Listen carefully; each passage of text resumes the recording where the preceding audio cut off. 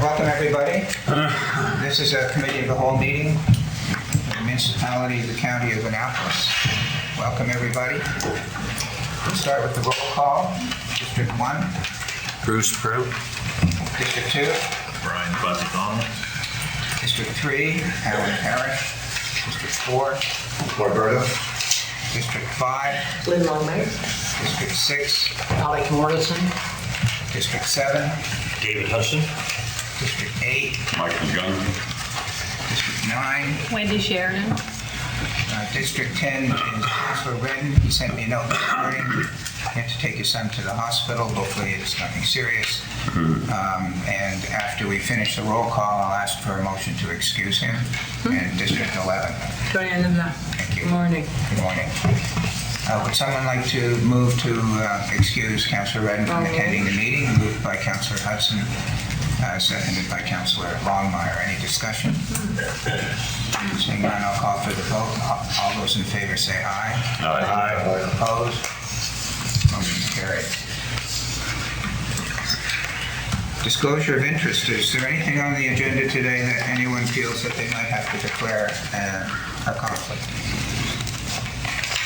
Seeing none, we'll move along to the approval of the agenda. Two items I'd like to bring to your attention. If you look at the agenda under 5.1, business arising from the minutes, that's an in-camera discussion, and we're going to deal with that at the end of the meeting. So that will become 8.1. 8.1 will be the response to the NSFN survey, and that's being done in camera because the recipients of the survey have asked that it be kept confidential for the purpose of negotiating the service agreement with the province. And 8.2 will be a personnel matter, also in camera. Are there any other changes to the agenda? Seeing none, call for a vote to approve the agenda. Moved by Councilor LeBlanc, seconded by the Deputy Warden. Any discussion? Seeing none, I'll call for the vote. All those in favor say aye. Aye. Opposed? Motion's carried.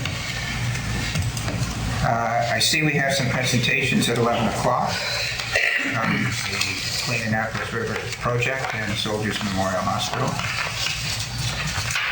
So we'll move along to the adoption of the Committee of the Whole minutes. There was one regular Committee of the Whole meeting that we're dealing with and two special meetings. So we'll start with 4.1. Will someone move that those minutes be approved? Deputy Warden moves. That the adoption of the special meeting Committee of the Whole held on June 13th, 22 be approved and circulated. Seconded by Councilor LeBlanc. Discussion? Seeing none, I'll call for the vote. All those in favor say aye. Aye. Opposed? Motion's carried. Next. 4.2, that the minutes of the regular meeting of the Committee of the Whole held on June 14th, 2022 be approved as circulated. Second. Councilor Prout. Discussion? Seeing none, I'll call for the vote. All those in favor say aye. Aye. Opposed? Motion's carried. And 4.3, that the minutes of the special meeting of Committee of the Whole held on June 27th, 2022 be approved as circulated. Second. Councilor Longmire. Discussion? Seeing none, I'll call for the vote. All those in favor say aye. Aye. Opposed? Motion's carried. My compliments to the clerk for doing those minutes, because I know that councilors do read them and read them carefully. So again, my compliments to her. So next is new business.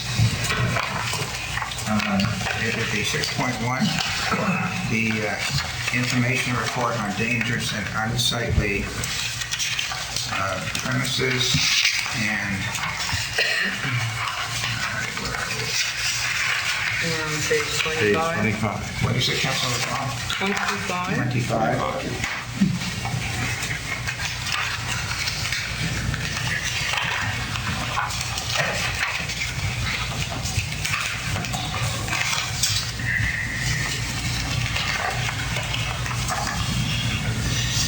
is an information report. Are there any questions? I don't see Ms. Mason here today.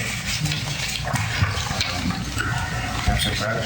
Thank you. I'd just like to say this is a great thing. It's been, this isn't the first one, but it's been a recent development, and I thank Mrs. Mason for putting those together. It's nice to be able to see at a glance what's going on in the county as far as non-saving premises, so I appreciate it. Yeah, I agree. I have a comment. I met with Ms. Mason to discuss various things some weeks ago. And in the course of the discussion, the dangerous and unsightly premises practices came up. And she told me that in the past, and I don't know how far past it was, that some members of staff, and perhaps a councillor or two, maybe Councillor Cotw remembers this, would get in a car and drive around the county looking to see if there were dangerous or unsightly premises that should be reported and dealt with. That practice changed, I don't know, some time ago, again, Councillor Cotw might know, where it was decided that the community they would leave it to the community to report dangerous and unsightly premises.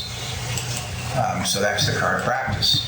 I will say that without knowing or feeling what's better or worse, I think an argument can be made to go to the old system, because I know that people in the community have a reluctance to complain about their neighbors. When there could be a place that is really dangerous or really unsightly, they don't want to get involved. So I just thought I'd mention that there was a practice some years ago. The practice changed. I'm not really saying what's better or worse. I just thought I would inform council and the public about those changes. Councilor Morrison? Thank you. Yes, that was the case. We were told at one point that we councillors ought not to report, because sometimes it could progress to a legal court matter in which we might well be obliged to participate, so we were sworn off that. The other aspect I found interesting is that when you said leave it to the community, I thought of that. And my understanding is that whether a property is dangerous and or unsightly, there's a number of criteria, and one of them is the flavor of the community. And we've had cases where in a certain area there's been a complaint, and the councillor has said, well, because of this, and this, and the other thing, we haven't. It's an interesting process, no matter how we do it. Yeah. Councilor Cotw? Yeah, it used to be a committee, one of the committees that the nomination committee would put a couple councillors on it. Oh, really? Yeah. It used to be an active committee of council.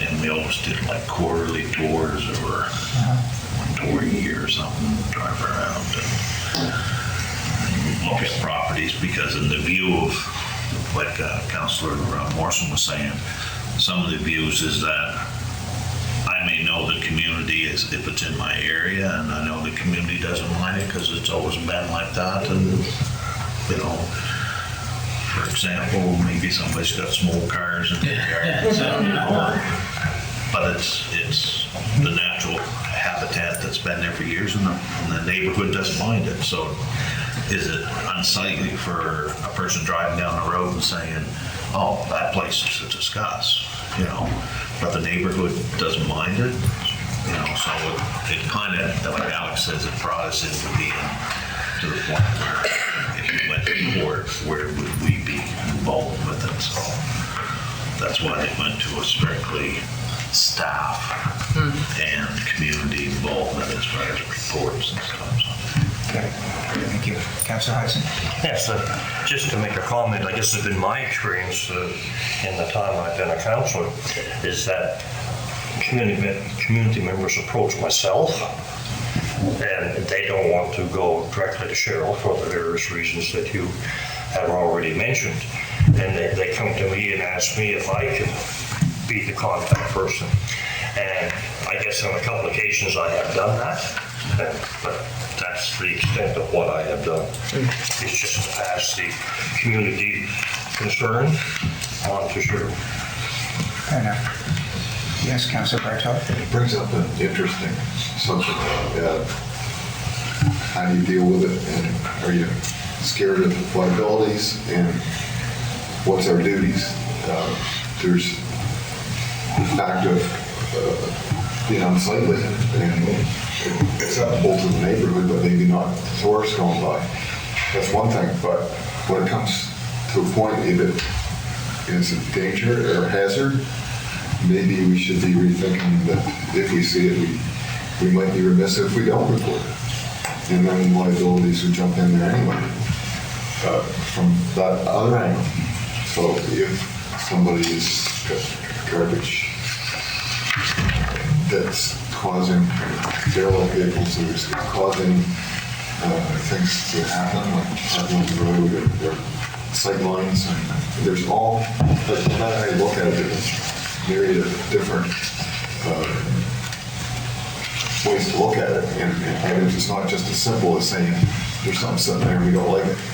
You know, there may be other underlying reasons why we want to contemplate it. And if I agree with the council, if a constituent comes to you, they've got a concern, and they brought it to our attention, you can't walk away from it. You know, so I'm not suggesting anything, or I'm just joining into the discussion on the topic. Thank you. Councilor Longmire? Yes, thank you. So I would just like to add to what Councillor Bardo has said. I have seen in the past bags of bottles and boxes of bottles and heaps of bottles.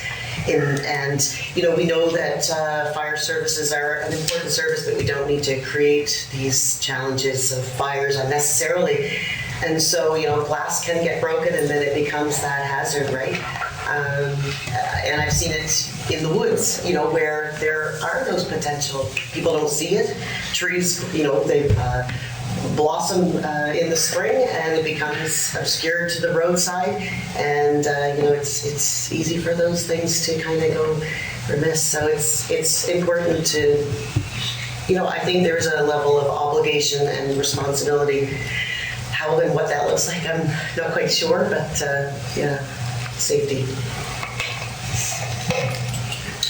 Councilor Sheridan? After hearing all this and being here for approximately 6 years, I do think it's time to revisit. So maybe it's something we should look into. I agree with you in regards to people are hesitant in contacting Ms. Mason on their own. And we're told not to get involved. So these places are left because people are nervous to contact. I think maybe we should maybe revisit this soon. Are you suggesting we ask staff to bring back a report to council on this issue? Yeah, maybe to see if there is any liabilities for councillors or if there's something that we can do on our own. And I can make a motion to have staff investigate and look into it further. Sure. Yeah, would you like to make that motion? Yeah, I'll make a motion for staff to look into, to see if there's any liabilities for councillors or if it's something that we could go back in the old system and revisit and do it that Well, way. perhaps just to Keep it see simple. the clerk, I'm thinking of the clerk here about Yeah. your motion.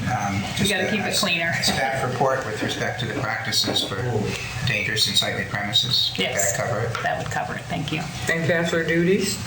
Beg your pardon? And councillor duties? Or Councilor obligations? duties, yes. We did have a discussion about that in council.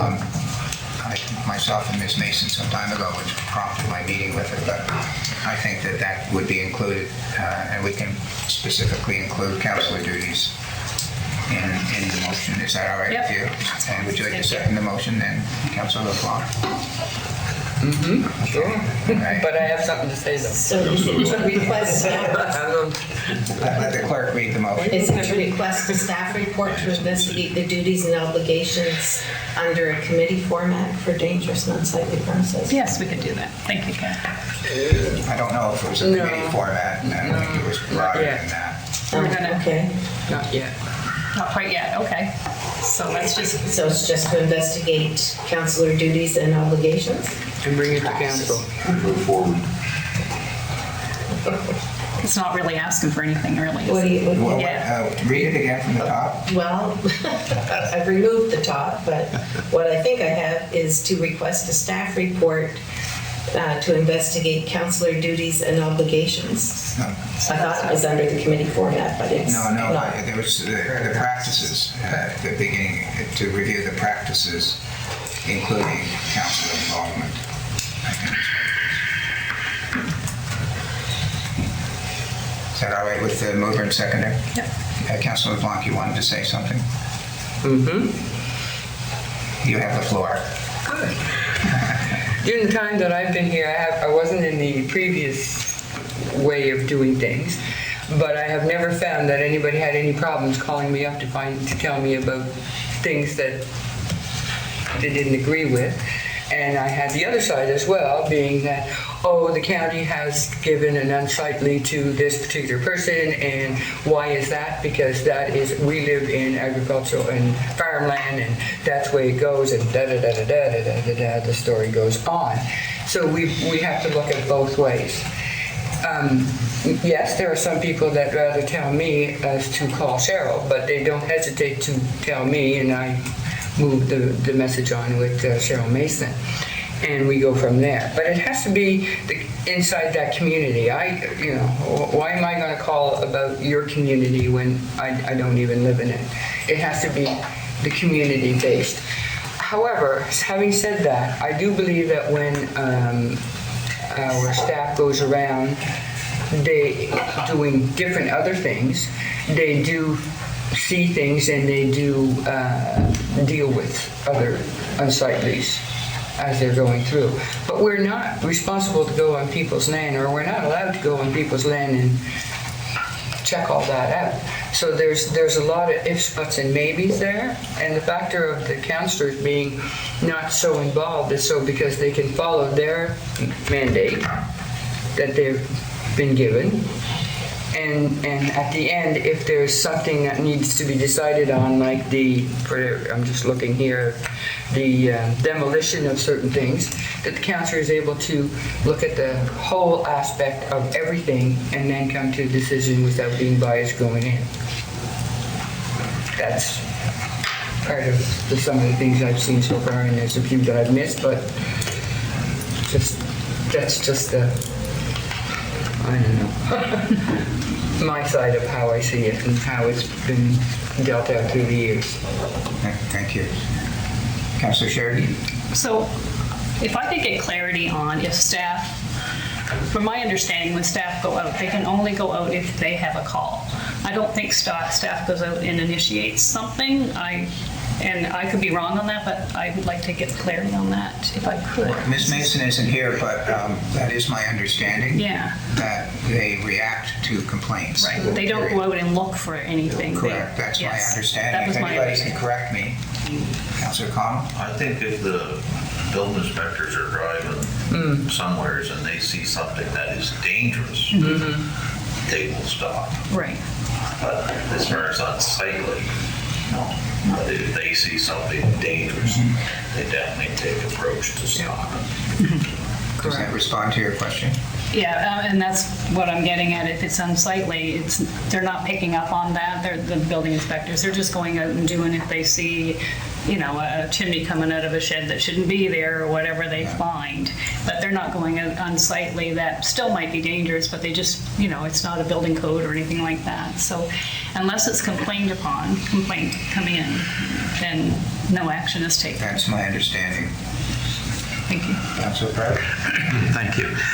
Just further to what Councillor LeBlanc has stated, in my district, since I've been there, I think I've only had one unsightly that was a complaint that came from the community, bypassed me, which was fine, and contacted Ms. Mason and her group, and I was surprised to find out about it because it was a place that I ordinarily didn't travel, and by the time I got the information, it had been cleaned up.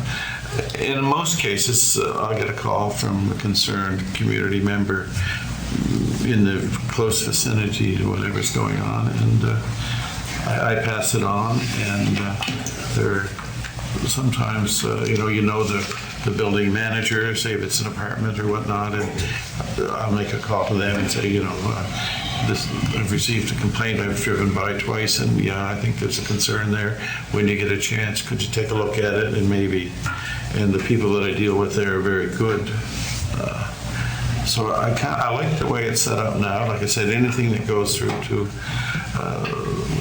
Ms. Mason and her group is dealt with in a very timely fashion, or that's been my experience.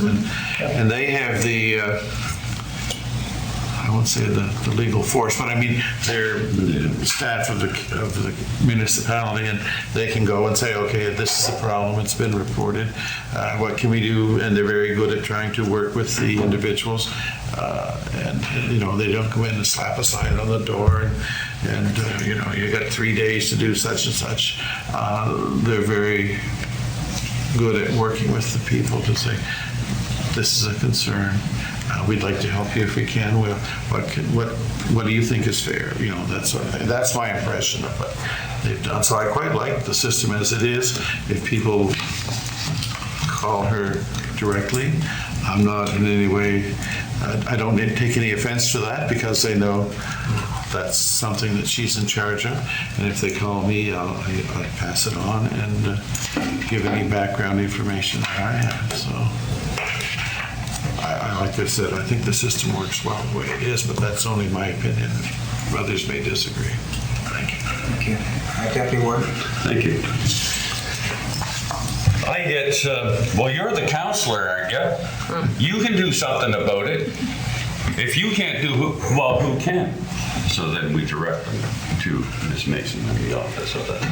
But it's all complaint related and worked on, right? So, and I as a counselor can't be in somebody else's district, take your pick, poison folks, and comment or get the county to act on what I know is illegal dumping and infill going into an area with, a bit of soil going over top of it to cover it up, but you can still see the mattresses and the bed frame sticking out the edges.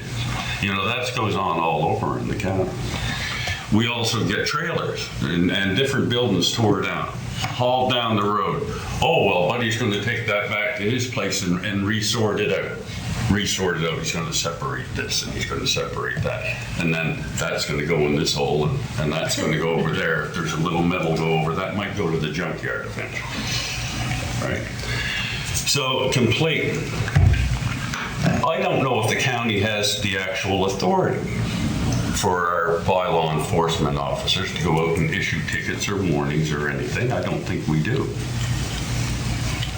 They can issue, but then if you take it to the courts, well, then we get the lawyers involved, because you see, tickets are a funny thing. Let me see if I can get this straight. Tickets. Oh yes, for us, I think maybe somebody in the county might be able to, but our bylaw enforcement can't go and write a ticket or a warrant on any. So we can't preemptively take any actions. We see a house and they're getting really carried away here. Look at the vehicles, they got everything all over the pile of crap here. We can't go in, our bylaw enforcement, and say to them, listen, you're going to have a problem here. You better think about getting this cleaned up, because the county will come and write you a ticket for that. That wouldn't be allowed. So that's got to be worked on. Complaint. The neighbor has got to complain about it. Well, if the neighbor complains about it, and this is a rough kind of sort that live there, they could be in for some trouble. Oh, your dog, whatever, we'll take care of you. That's what happens around here. So we can't preemptively, our staff, do anything about that. We can't. It's got to be complaint based. I, as a counselor, can't go through and call up Cheryl or Miss whatever, and say, oh, I was just over here and my God, there's a lot of illegal dumping going on over here. Or, my God, look at that apartment building. Why, the edges is falling off it, the siding's blowing off it. And people are renting that place. In one of our communities, it's getting gentrified. Everybody's fixing it, but not that apartment building. There it sits. The siding's blowing off it, the eaves are coming off it, and everything else. We can't say anything about that as councillors, even though it's not in my district that I represent, right? But I can't complain about that, right? So there's a fine line here, and we have to get to the point where actually, and I think it would save us a lot of legal fees if our bylaw enforcement officers could actually go out and write a warning or write a ticket and not have to go through, I don't know what other authorities there is, but and do that. Because what happens now is we go through lawyers, we get a bunch of lawyers in the court case representing us. They get all kinds of witnesses and everything going in, and then in the end the judge says, oh, well, you guys are wrong, and give that man back his dog or whatever. It carries on. We make a lot of legal fees. We're making lawyers rich through this process the way it is now, because we can't actually write the ticket ourselves in the county. It's got to go through law. Thank you. Okay, the motion on the floor is simply to refer this to staff. A lot of the comments, I think, are better received when we get the staff report coming back to us. The motion is only, do we want staff to give us a report or not? I've seen Councillor Cotw, I'll recognize him, and I've seen Councillor Morrison, but after that I'd like to cut it off and call for a vote as simply whether we want staff to report back or not. Councillor Cotw? I think we have a dangerous and unsightly policy. That needs to be reviewed. We don't need new, we need the policy that we are working under reviewed and us given an update on. I would assume, Because there's authorities they do have. yeah, I would assume that the way the motion is framed to review the practices, then the policy would be reviewed in the Because we board. tore down properties and put the lien against other properties. Yeah. We have the authority. Yeah, that's, I guess, should come clear in the staff report. Councillor Morrison? Thank you. This process is not something that we invented. The province has dictated that we have to have an administrator. And as Councillor Cotw says, I hope that will be made clear in the report so we all understand the birth of this and from whence it comes. Thank you. So I would like to call for a vote on the motion on the floor. I'll ask the clerk to read it. It was moved by Councillor Sheridan, seconded by Councillor LeBlanc, to request a staff report which investigates practices, including councillor duties and obligations regarding dangerous or unsightly properties. Thank you. All those in favor, raise your hand and say aye. Aye. Opposed? Motion's carried. Thank you. Next is the audit management letter, internal control update.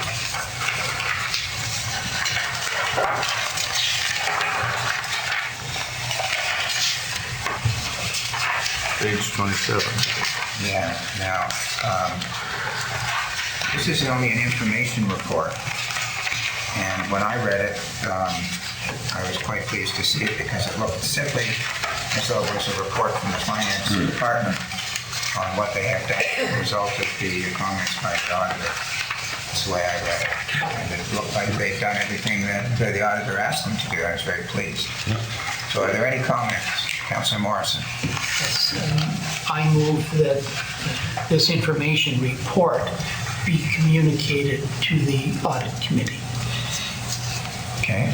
And if I might explain, Yeah. that is only so the audit committee can take note of what has been done because of what it asked for. Okay, the audit committee is council plus one other gentleman, was it? Yeah. Second. Seconded by Deputy Warden. I do know, Councilor Longmire, did you have your hand up? Well, I just wanted to ask a question. Okay, so what we'll do is we'll deal with Councilor Morrison's motion, and then I'll come back to you on the information report. Is that fair enough? Any discussion on the motion? We'll refer this to the audit committee.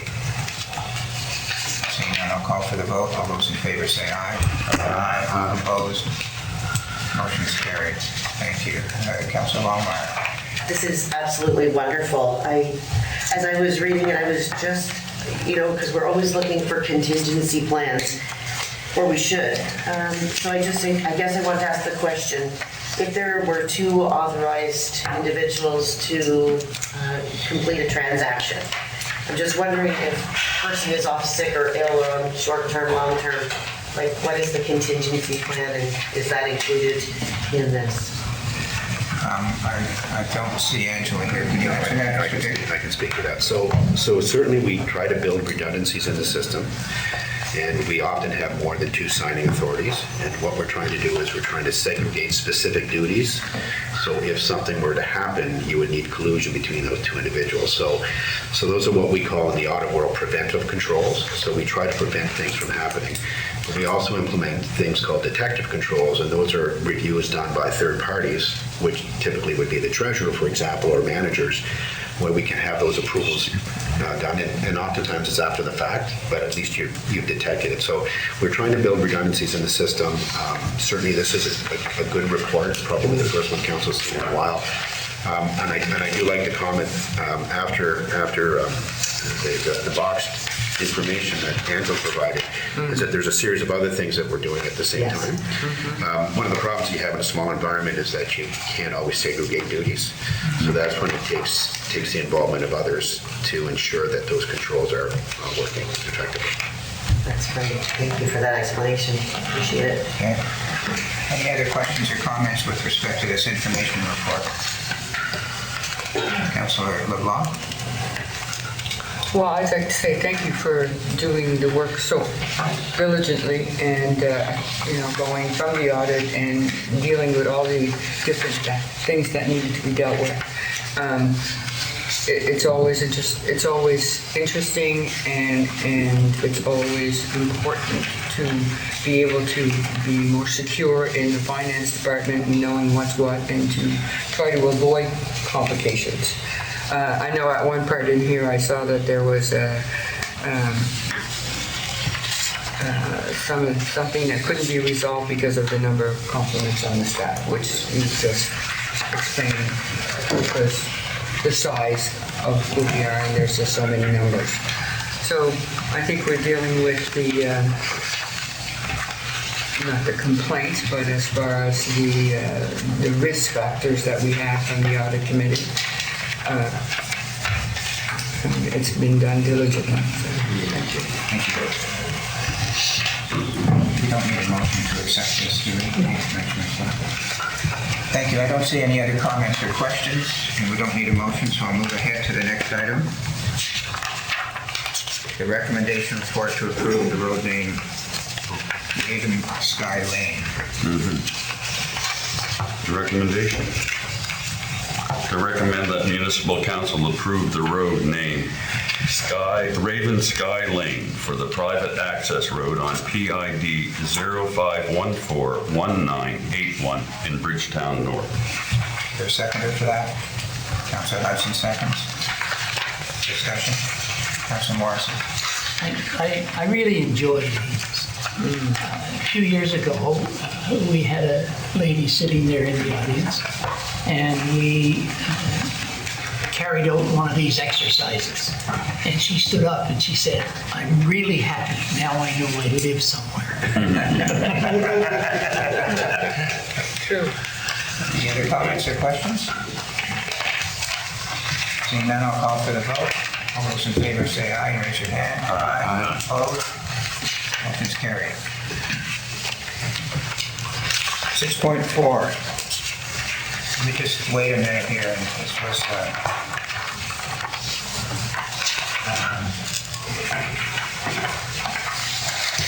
It's a long one. Page 34. 34. so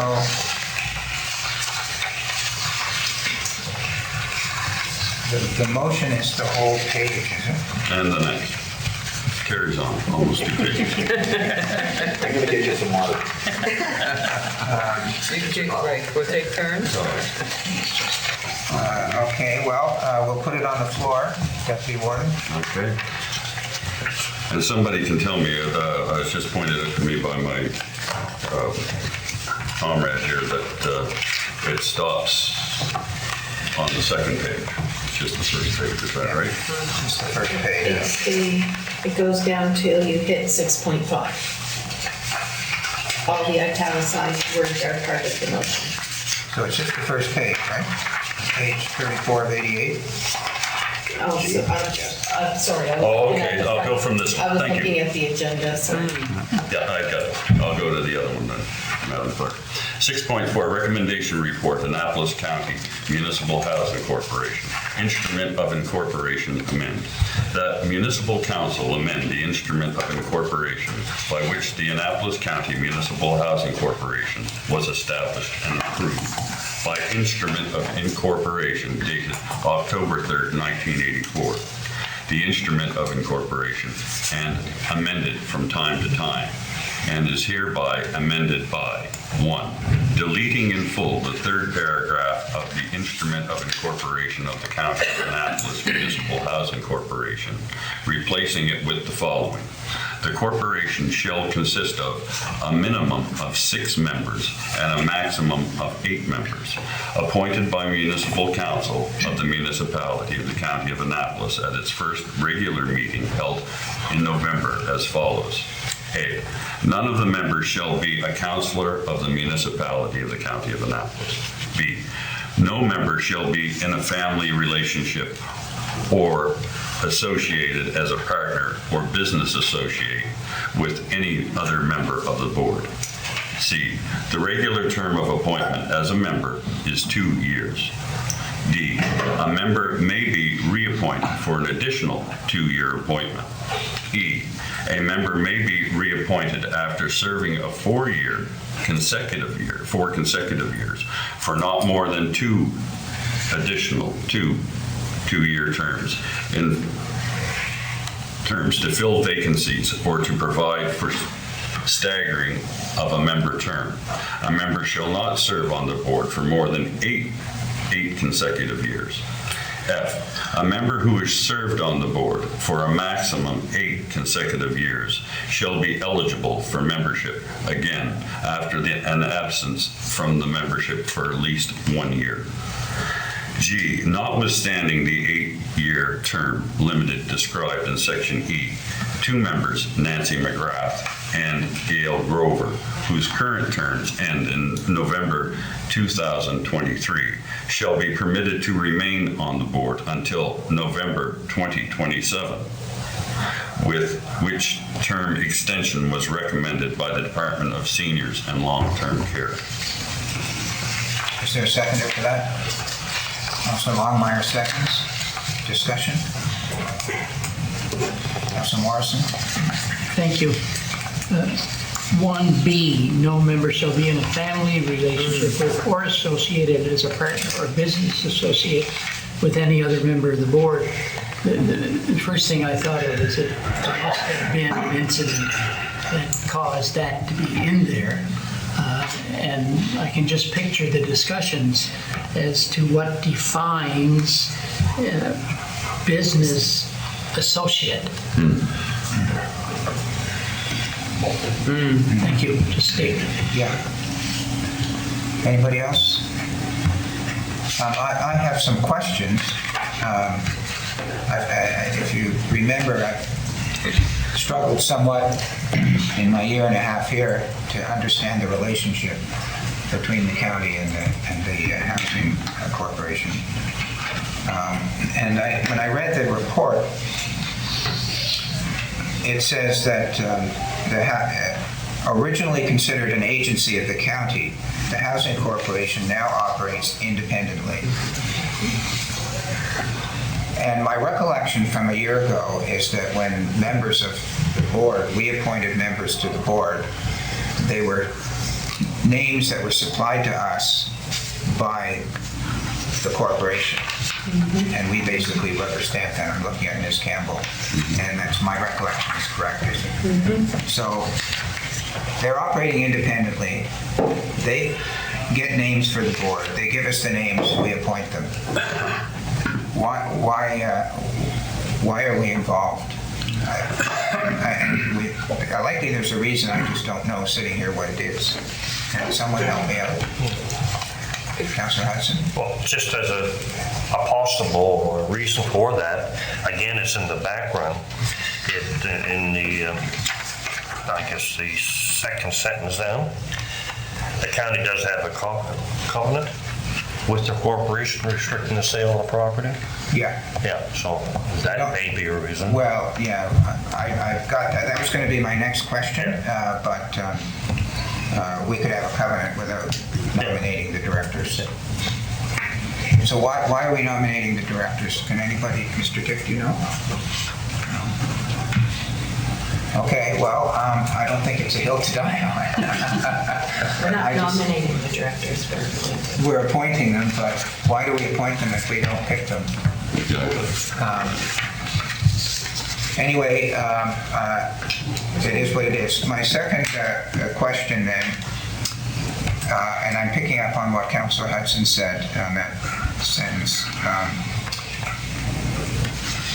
and I should point it out for the purpose of being clear, that the county has a covenant with the corporation restricting the retransfer or sale of property previously transferred to the corporation by the county. So my first question is, did we transfer the land from Mountains and Meadows to the Housing Corporation at some point? And Ms. Campbell is saying yes, Councillor Cotw is saying yes. So if we did, it looks to me like we have a covenant restricting the retransfer or sale of that property. In other words, we would have to approve the retransfer or sale of the property, is the way I read it. So my question is, are there any restrictions? What restrictions are there to the retransfer or sale of that property, the current Mountains and Meadows? What restrictions do we have on that when the new project gets completed? And can anybody answer that question? Ms. Campbell, do you know the answer to that question? I can answer what I know to the best of my ability. That is that there is a covenant registered as part of the deed. And so if they were to attempt to transfer the land or sales land in some way, it would be recognized on the deed that's registered that there's an impediment to doing that. Thank you.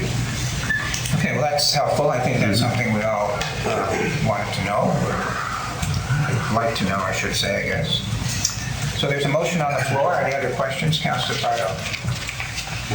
Talking about things that's kind of there, I like to actually see things highly written.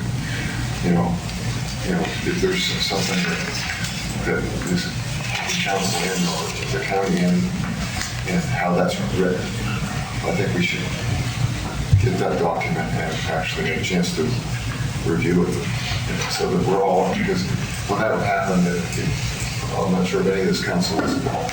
So we should have that out there for our own information, so we know, because this is the first time this question's come up, and we kind of talk about it and we don't resolve it. It kind of gets, okay, and it gets pushed on, and we don't go back to it. Should we not bring that bubble up to the surface so we know for sure exactly what it is? Instead of, I hate guesswork, so I hate the word assume. I'd like to see it firsthand.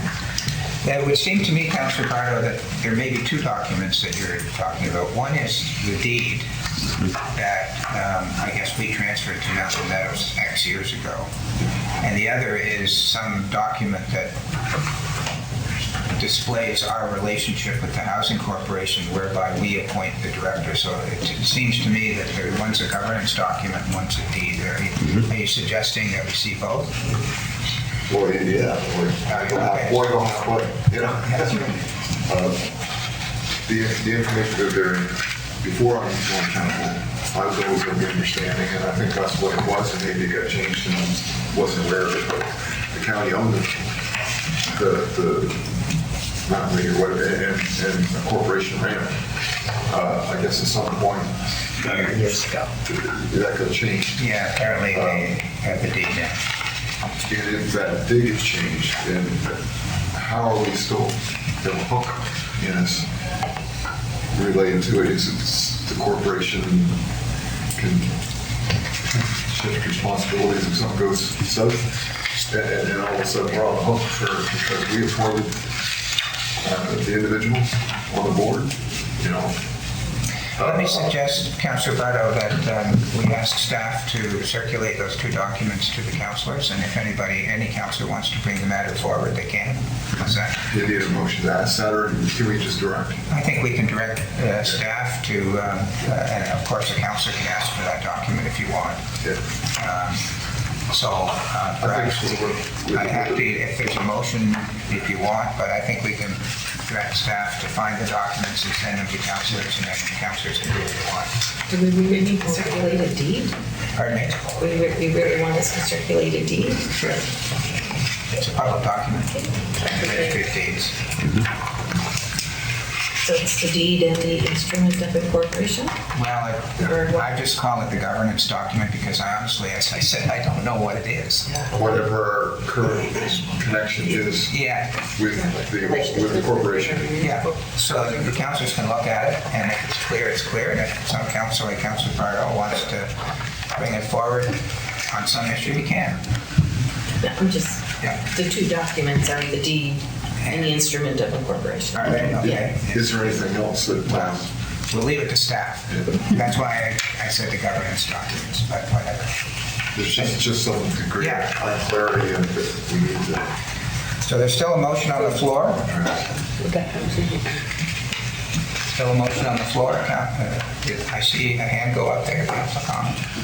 Well, I would just like to say that this has been an ongoing process for many years. When I was on council many, many moons ago. But the county divested in the land and signed it over to the corporation.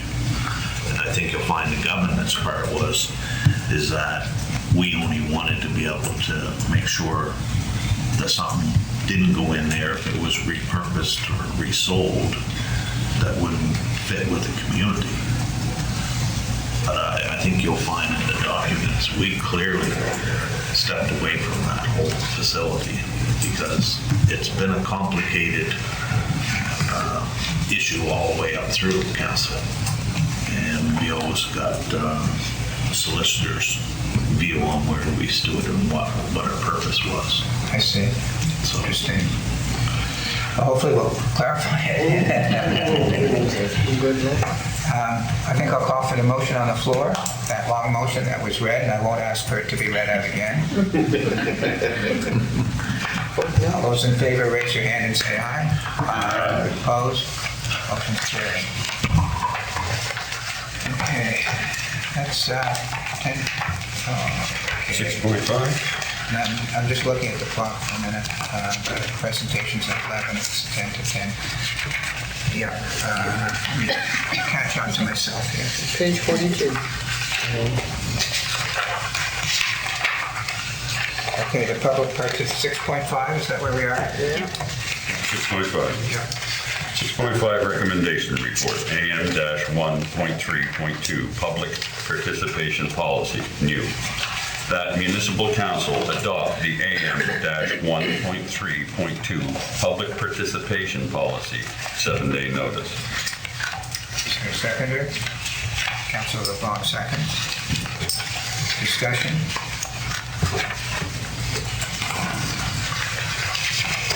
Meyer? Thank you. This is so important, this whole public participation policy. And I guess I would like to see it even in the future, even move through and reconsider a bylaw. you know, there's been, in the past, there's been the challenges on how you define the public participation and so I'm excited to see this stop there.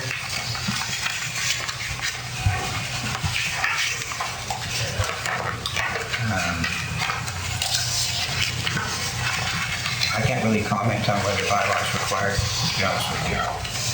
How do you enforce it? Anybody, any other comments? I can come back to that if you want, Councilor Longmire. I had a question that maybe staff can answer. If you turn to page 46 of 88, and this is about a public hearing, and it goes through the procedure at a public hearing. The second last item, so the public comes and they talk. Now, my experience, we haven't had a lot of public hearings here in Annapolis County. I've been to a number in Halifax County. And what I've observed is that after the public hearing is over, then the council then deals with the issue. Okay? So if you look at the second last item on the public hearing part, after the public has spoken, it says each member of council or PAC will have the chance for final remarks. I thought the concept, principle of a public hearing is that we, the council, are listening to the public, and they're talking to us. We hear what they have to say, and then when they're finished, we go into our session and we have our debate and decide what's going to happen. So I was surprised to see that after while the public session is still going on and we're receiving the comments from the public, that within that public hearing, each member of council or PAC will have a chance for final remarks. I was surprised to see that. So is there anyone here that can help me out as to why that's there? Yes, Councilor Sheridan. So there's members of on the committee, there's citizen members as well, right? Yeah. So the citizen members and the councilors are allowed to make a comment on their own view at that time. And then we vote whether to send this back to council for decision. So no decision is made other than a recommendation to council from the PAC members. Is that any clearer? Like we have to, council does make the decision, but it comes back here, not during that meeting. Just a recommendation comes here. And then we debate it as councilors when it comes back here.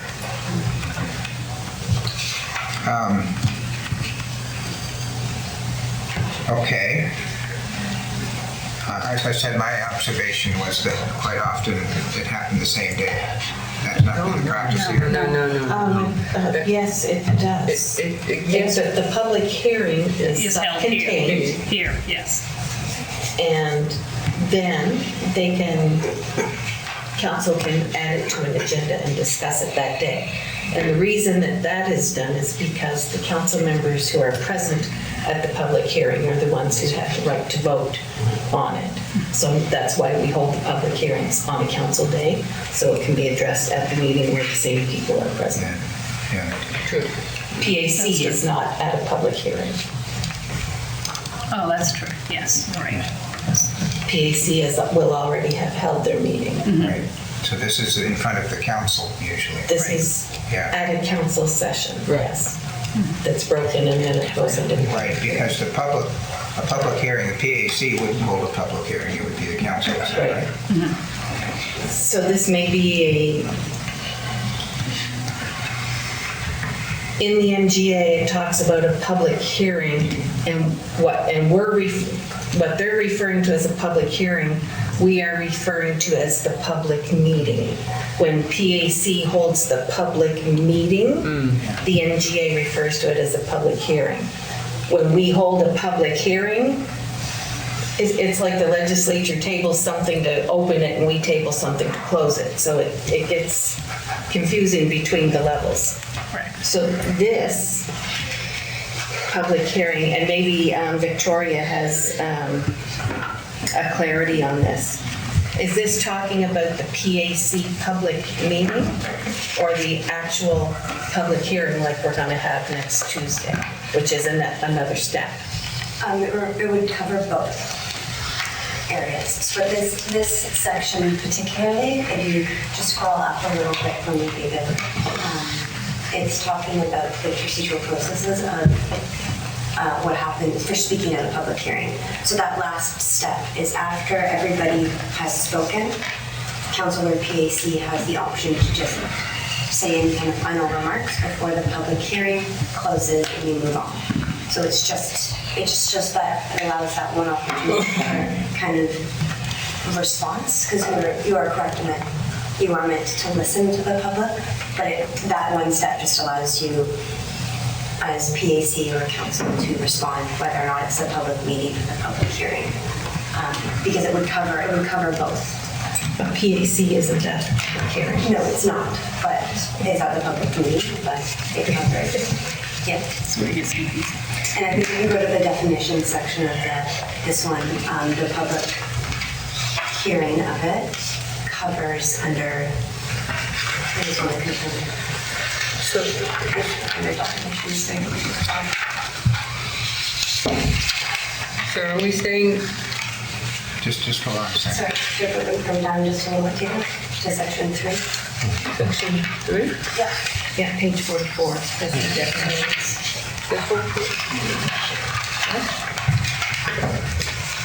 Definitions of section 4. The public hearing refers to any public hearing had where the public has the chance to share their opinions and views with municipal council. So it kind of covers. So these are the definitions out of the MGA. Correct. Yes. And we differentiate them so that it's clear, so that when PAC has a public meeting, the MGA refers to that as a public hearing, but we differentiate it as the PAC holding a public meeting in the community on a matter for PAC to hear the public, and a public hearing, which is the formal hearing that council is holding to allow the public to speak. So the MGA All right. does this to us. My concern arose from the fact that the reason that council members can only vote on a planning matter in which they were present for the public hearing is because they're not supposed to make up their minds until they've heard the public, right? Yes. And so when I saw that councilors are going to speak at the public hearing, it kind of seemed a little out of order to me. Like, you're supposed to not have a view until the public's finished. I do see this is at the end. So I'm gonna leave it. I had that concern. If our planners say that this is the way it reads in the MGA, that's fine. My concern again was the fact that we council members are supposed to come to the decision only after hearing from the public. And it seemed funny to me that we would also participate in the public hearing. Councilor Morrison? We only have an hour.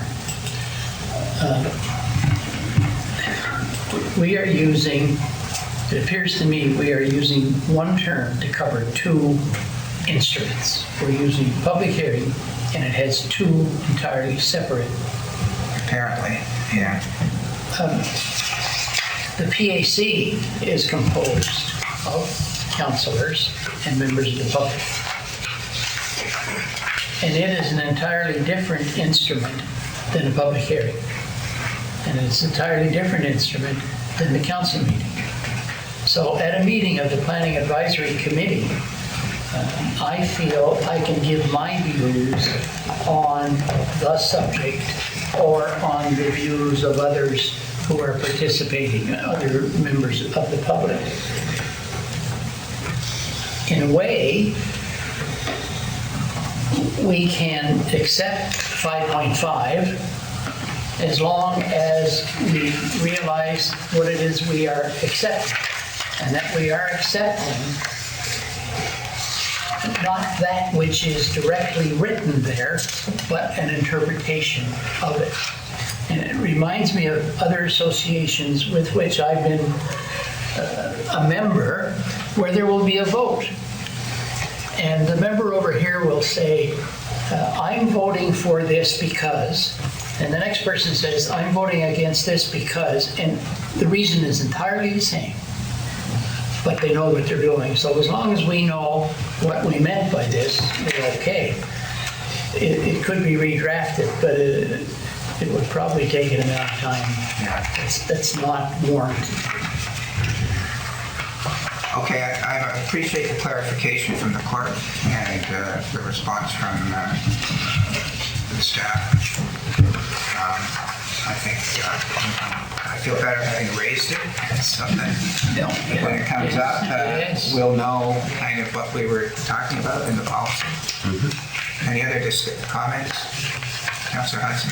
Yes, I guess maybe this is for my own clarification, but I guess I'm looking at the registration process.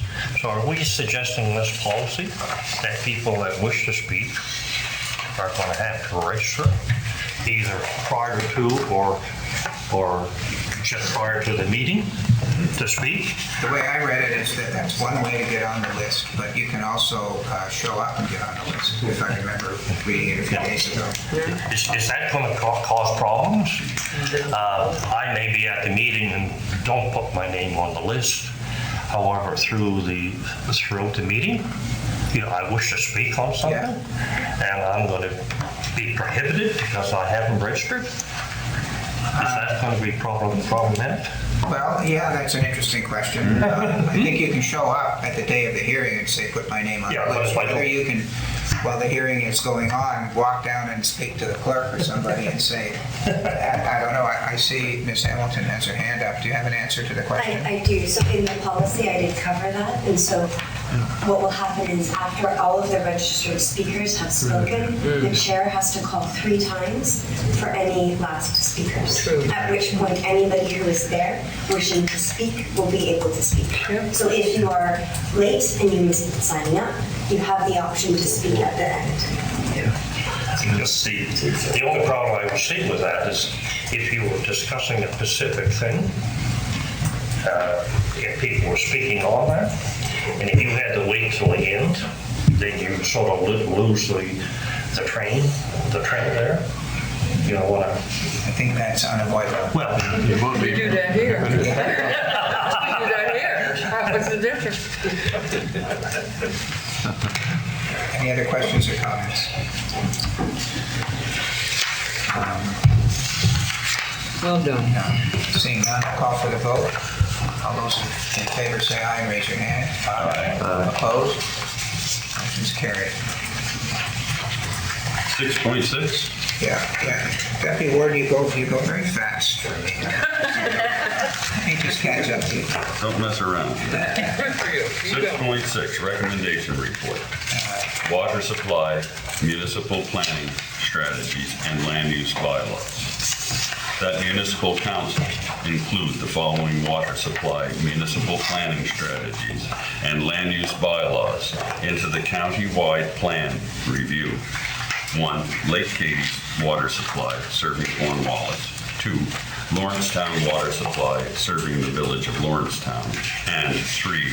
Margarettsville water supply, serving Margarettsville. Is there a second for that? Councilor Sheridan seconds. Comments? Councilor Connell? I guess I asked staff this question a while ago because Margarettsville water supply was almost finished at one point. If you talk to the citizens that sat on a committee, they're fully disgusted because that committee has started and stopped probably over the last 15 years and never got anywhere. But how does Santec plan on using the committees, the Lake Katie Committee, the Lawrencetown Committee, and the Margarettsville Water Supply Committee, to get the information on what the county worked on previously? Like like there's a lot to those water supply meetings, and I'm sure Alex at the Cornwallis Lake Katy. There was meetings on what the county wanted. I mean, down through Marcusville, to protect that water supply, we talked about the oil tanks that people have near the water supply. Is the road going to be allowed to have an oil truck drive down it in the wintertime in case of an accident and pollute the water system? I mean, I've seen what the components have done on the area-wide planning. Well, the water supplies are just as big as that. I mean, we've had multiple meetings year after year on trying to secure the water supplies. And I personally feel if we add this to the responsibilities of the planners going countywide, it's going to be a paintbrush. They're not going to go in that community and meet with them community meetings and try to rehash everything that we hashed over the last 10 to 15 years. I do not see how they're going to do a justification on it myself. Can I ask a question of the staff arising from what you said, Councillor Connell? I'm a little familiar with what Councillor Connell has said, and I know that there's been a lot of work and a lot of history to particularly the Margarettsville water supply. This planning, is that going to involve all the matters that Councillor Connell brought up, or is it something different? Do you know the answer to that? So just to confirm, Councilor your knowledge were in regards to the committees and the past work that the committees have done on the current kind of up to date where they are at. Just to make sure I answer your question correctly. Yeah, go ahead. Yeah, I'm saying is where is Santec going to obtain all this information that these committees have met year after year after year to try to come up with a plan? Because I know that in our plan at the Marksville protection, we were going to meet with transportation because there was parts of transportation had to put into play to protect our water supply because we have an existing highway that the water runs down their ditches and runs right into our water supply. Right.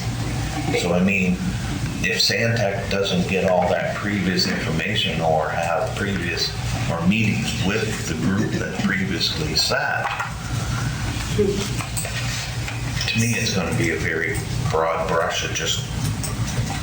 So staff have shared with Stantec all of the information that we have had to date on those plans with Stantec. And I also know that Stantec has been in contact with don't know if it's like the CAO of the Village of Lawrencetown, but and he's attending meetings of that water supply area coming up. So I know that they have received that information. On the Lawrencetown. And I've sent it to them on the Katy and Margarettsville as well.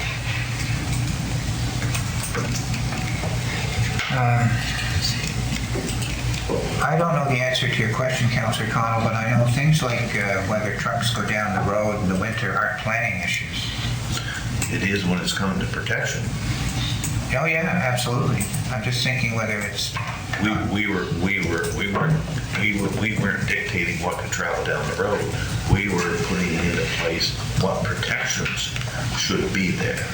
And some of the protections is that if there's a cross pipe in a downstream ditch that brings the water from one side of the road and brings it directly across and flows right into the water supply, the committee felt that DOT should be putting something in their cross pipe, either for an emergency shut-off or something that we could obtain a serious situation and keep it away from our water supply. It isn't to dictate what goes on the road, it's to try to maintain emergency outlets on how to secure their water supply. And so where do you come down on the motion, Councillor Connell? Would you vote against it then? Is that where you are? I had the questions to staff a while ago because I don't,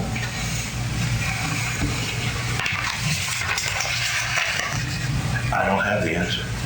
So if Ms. Hamilton, if I could ask you this question. Councillor Cotw has raised the issue of lines going across the street for water and all this stuff. My understanding is that, I'm taking Margarettsville, that when you do the planning, I'm assuming there'll be a water reservoir zone, planning zone, right? I'm assuming that. Would that deal with the particulars, the description of that zone, would it deal with things like whether pipes would go across the road and how big and how the things that Councillor Cotw brought up? Would that be in the planning document? The planning document would deal with the uses that would be allowed in that zone. So it might. In that zone. So whether normally, like the restrictions of the transportation vehicles going down wouldn't be in that area, but it deals with more what can happen on that land, whether it is appropriate to build close to or not at all. Yeah. So zones are normally kind of developed in almost a buffer-like sense. So certain distances, the further away you are, the more things that are allowed to take place. Okay, Councillor Morrison? Thank you. I have no experience with Lawrencetown or Margarettsville, but of course I have the experience with the Lake Katy water supply. And the meetings we had were long, were very detailed, and the thing that surprised me when I saw it first, but then pleased me, was that the province was represented at every one of those meetings, because the province has a dog in this fight. And it was very good having the provincial person there, because every once in a while the chair would look over and say, do you have any comments? And the provincial person would say, no, I think I can live with that. So in effect, the province was in on, well, not in effect, it actually was in on all the meetings and made very significant contributions, some of which contributions caused the committee to change its approach to one matter or the other. And I'm not sure we should hand this over to Stantec without at least talking to the people at the province who are concerned with this subject. Thank you. Anybody else? Councillor Sheridan? Maybe a silly question, but in regards to the bylaws, can you implement something to the bylaws stating, okay, that you need to have a shut off for, again, it could be a silly question, but is it something in the zoning bylaw you're Yeah, talking about once it gets zoned? once it gets zoned, can you create a bylaw stating that? Is that a? Ms. Hamilton, can you respond to Councillor Sheridan's question? Yeah, so in the bylaws, we can be very specific about the types of restrictions in place. So you could put a shut off in a ditch like Councillor Connell's referring to, that could be placed in the bylaw? You could do something like that, yes. Okay, that's good to know, thank you. Councillor Hudson? Yes. I guess I'm just curious about this. There's 3 water supplies that are mentioned. However, there are others in the county. Bridgetown, Annapolis, Bear River is in progress to fix that. I guess I was just wondering, there must be plans in place in respect to the Bridgetown and the Annapolis water supply areas, and why these aren't included in this. Those additional water supply sources. Ms. Hamilton, can you respond to Councillor Hudson's questions? Yeah, so these are our existing water supply municipal planning strategy and land use bylaws. From my understanding, the county owns and controls the land around the other water supply areas. And so because we own the land around that, there's already kind of those policies around set up in the province what we can do as a corporation of those lands. So those areas don't have the planning, but will be reflected and identified in the county-wide plan.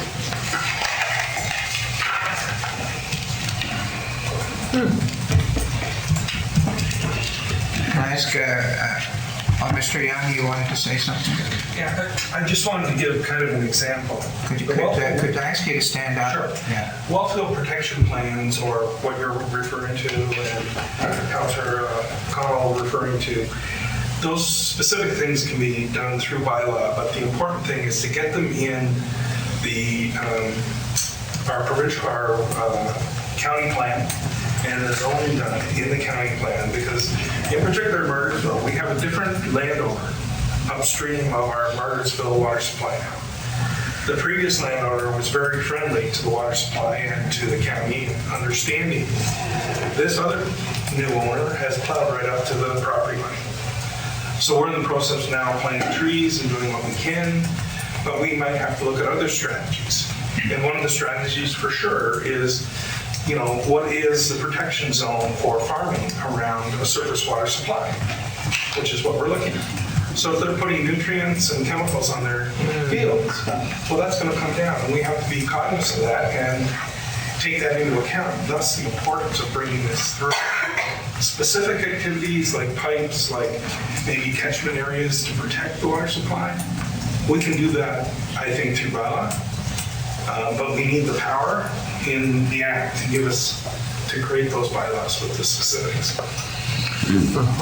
I don't know if that confuses things a little more, but That clarifies for me. Makes sense. Councilor Cotw? Well, I just know that the Margarettsville Water Supply Committee, or the protection committee that was set up, they haven't met for, I don't even know if they met last term. Because some of the gentlemen on the committee was telling me their frustrations a few months ago that it's gone dead again. So that's my fear, is that I understand that we can make bylaws and stuff like that once it's zoned, but who's Sandtech going to talk to? Didn't Ms. Hamilton say that, oh, Mr. Dick, you want to respond to that? So I will say this, given the concerns that are being expressed by Councillor Connell and maybe some other councillors, the Stantec, when we're going through this process, we will get in touch with those former committees that have not met, and we will listen to what their comments are before we move forward with the plan. So I will guarantee that we will do that. Councilor Morrison? Thank you.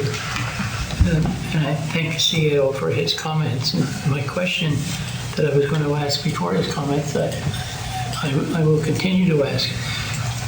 Does this mean that Stantec, in the relatively short period of time we have, is going to act as the Lake Cady Water Supply Review Committee? Well, but if there are changes to be made to the documents we have for Lake Cady, ought not they be made by the Lake Cady Committee? Alternatively, Stantec will come in and will do something, and then I guess the committee is faced with a fait accompli. Well, Mr. Dick said that the committee would be consulted. My guess is that the land around some of these water supplies currently is not zoned. It's not zoned, and so what I see this motion being is that in our review, there will be zoning around these water supplies, but that's not going to stop the committee from meeting and dealing with everything that relates to the water supplies. It's just that finally they will be zoned separately from residential or commercial or... Okay, that begins to give to me an idea of I think, organization. am I right to think, I'll ask the planners, is that the idea, that there would be a separate zone, there'd be some separate zoning around these water supplies? Correct. Yes? Yes. Yes, okay. So I'll summarize it this way. We've just had 11 planning meetings to talk to the community about planning issues. This is just going to be 12 and maybe 13 and 14. That's what this is going to be. We will be talking to the respective communities to talk about this, because all Stantec is doing at the end of the day is developing a plan for the county of Annapolis based on the communications that we've had over the 18 or 20 months. So yes, Councillor Connell and Councillor Morrison, yes, they will be contacted to initiate the process to complete the plan for the county. And if I may, Yes, go ahead. will that include the Stantec folks meeting with the members of the committee? Yes. Thank you. Okay, is it time to call for the vote?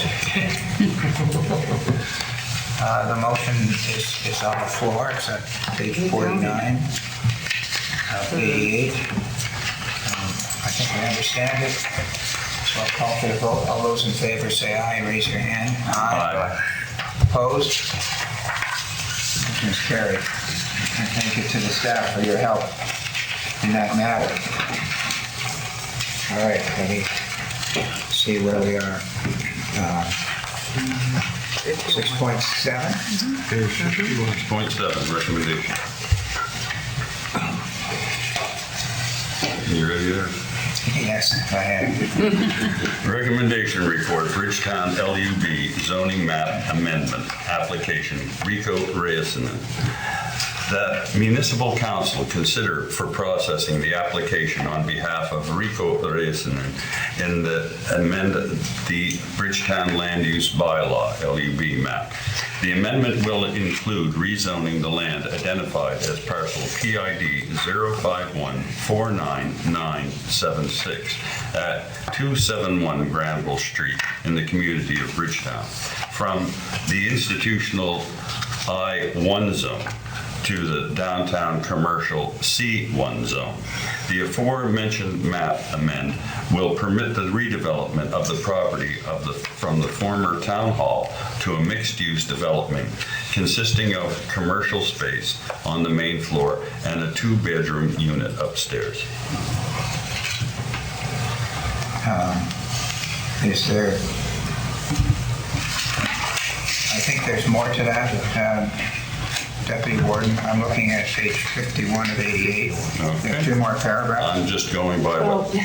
I guess I didn't copy and paste enough into the agenda. So is that how you want that, Madam Clerk? They can, Because we They have are 6.7 and 6.8. They are 3 separate motions, actually. That's what I thought. Yes. Oh, I see. I was just looking at Yeah. 551 of 88. Those are 3 separate motions? Okay.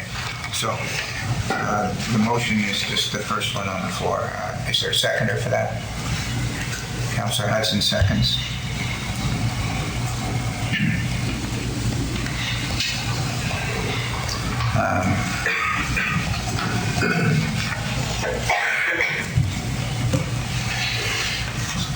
Any questions, Councillor Pardo? Just wondering on the wording of that, can we, is it kosher to proceed with an application on behalf of someone who has not bought the land, but it hinges on this type of place? Where the county is the owner of the property, should the county be the one that's moving this ahead? Because if it moves ahead, we want to make sure that if the sale falls through, that the rate is going to change and that it's going to apply to any other purchaser that might come along in retrospect. As I read the motion, I see your point, but if we rezone it on behalf of Mr. Reisinen, then it's rezoned, and I would think it would apply to anybody else that came along, and I would ask staff to confirm that, Ms. Hamilton. The motion reads it's on behalf of Mr. Reisinen, but if it's rezoned and for some reason someone else buys it, it's still rezoned and it would apply to the new purchaser, correct? Correct, because the zoning follows the land. But I completely get Councilor Bartle's point. We wouldn't even have to mention his. Wouldn't have to mention his name, I agree with you. Name in there. But I It's don't his know. application, that's why his name is mentioned. He has applied for this rezoning. Right, so his name must be. He's applied for it, but he's not the owner. So can he apply for it? Because he's not the owner. Yeah, can a non-owner apply for rezoning, I guess? I don't know the answer to that. That's why racists. Yeah, can somebody answer that? Yes, Ms. Hamilton? From my Can understanding. I ask you to stand up when you're speaking? Sorry. From my understanding, Mr. Dickey can correct me on this, that the sale of the property went through at the end of June, so he is in fact the owner. Oh, okay. Is that true? He's already bought it? Yeah. Oh, okay. What? That's done. Yeah. Okay, well, that was one of my questions. So that answers that. Okay. Any other comments or questions then? Seeing none, I'll call for the vote. All those in favor say aye. Raise your hand. Aye. Opposed? Motion's carried. Next, 6.8. 6.8, that municipal council, as part of the processing for file number 66520-35, Bridgetown, 2022 LUB-002, the former town hall zoning map amendment application, adopt a public participation process involving the referral of the application to the Bridgetown Area Advisory Committee and the Planning Advisory Committee, PAC, for the review and recommendation. Is there a second? Councillor LeBlanc seconds. Discussion? Seeing none, I'll call for the vote. All those in favor say aye and raise your hand. Aye. Opposed? Motion's carried. 6.9, that municipal council, as part of the processing of file number 66520-35, Bridgetown, 2022 LUB-002, the former town hall zoning map amendment application, set a date for and hold a PAC-sponsored public meeting in the community. Is there a second? Councillor Connell seconds. Discussion? Your discussion is setting the date. Well, it's just, yeah, we have to Your set a discussion date. is setting the date. Your motion is to set a date, so you have to set a date. Exactly. And there's a suggested date in the report on page 53. So, looking at the motion, well, it says we're supposed to set a date, so don't we pass the motion and then set a date? Yes. Okay, Okay. we've included the date before in the motion. Yeah. Councillor Hudson? Yes, the Bridgetown Area Advisory Committee would have to meet prior to the date for the PAC? Yes. So we would need two dates then, I guess. And there's suggested dates on page If you look at page 53, it's got two Page 53. Oh, 53? Oh, okay, I see. Okay. I get it. So, the motion is just that we're going to set the dates. And Yes. then when we're finished with the motion, we'll then set the dates. Any other discussion on the motion? We didn't lay it out this clearly in the past, so this is nice. Yeah. So I'll call for the vote. All those in favor say aye. Raise your hand. Aye. Opposed? Motion's carried. So, if we turn to page 53 of 88,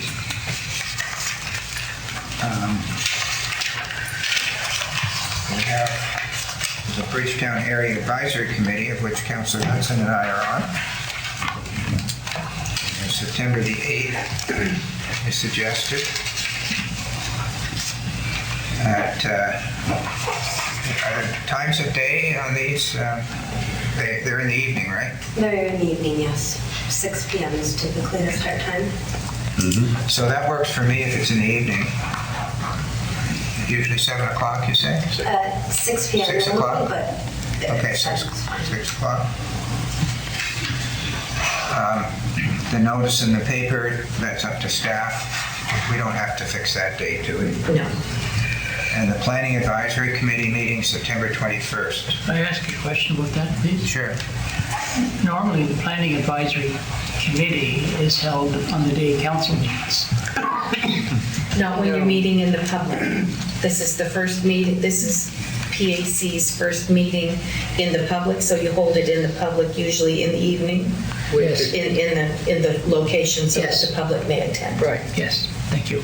If PAC is meeting when it is not for a public meeting and it's a regular PAC meeting, you normally hold them on committee of the whole day. Yes. So, Planning Advisory Committee, September 21st.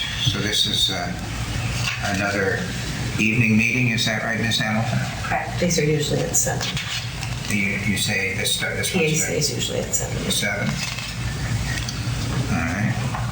And that's Wednesday, the 21st. Okay, anybody have any difficulty with that? Councilor Cotw? And that'll be somewhere in Bridgetown. Yes. Yeah, location of the events. Councilor Bardo? It's at the local papers, so that'll be on our website as well. The notifications. The ad goes in usually the Register and the Bridgetown Reader, and it gets entered in the event calendar on our website. Local paper. We put it in as many places as we can. Do we need a motion for this, or can we just No. fix the You date? set the dates, Okay, yeah. all right. Okay. So we finished that motion, right? Madam Yes, Clerk? yeah. So we're now down to the 10:30. Okay, so we'll go to the one, we're going to get one more done before we take a break. The Bridgetown Town Hall application for heritage registration. Yes, sir. 6.10. Okay. 65. This is, what page is it? 65. 65. 65?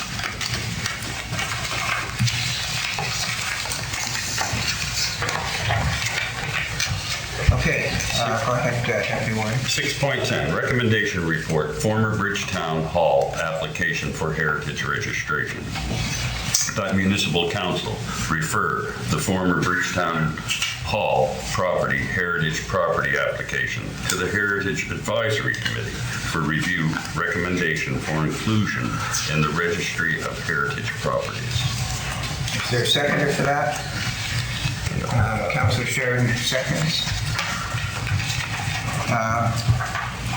I have a few comments. The background says that Alan Parrish, warden for the county, submitted an application.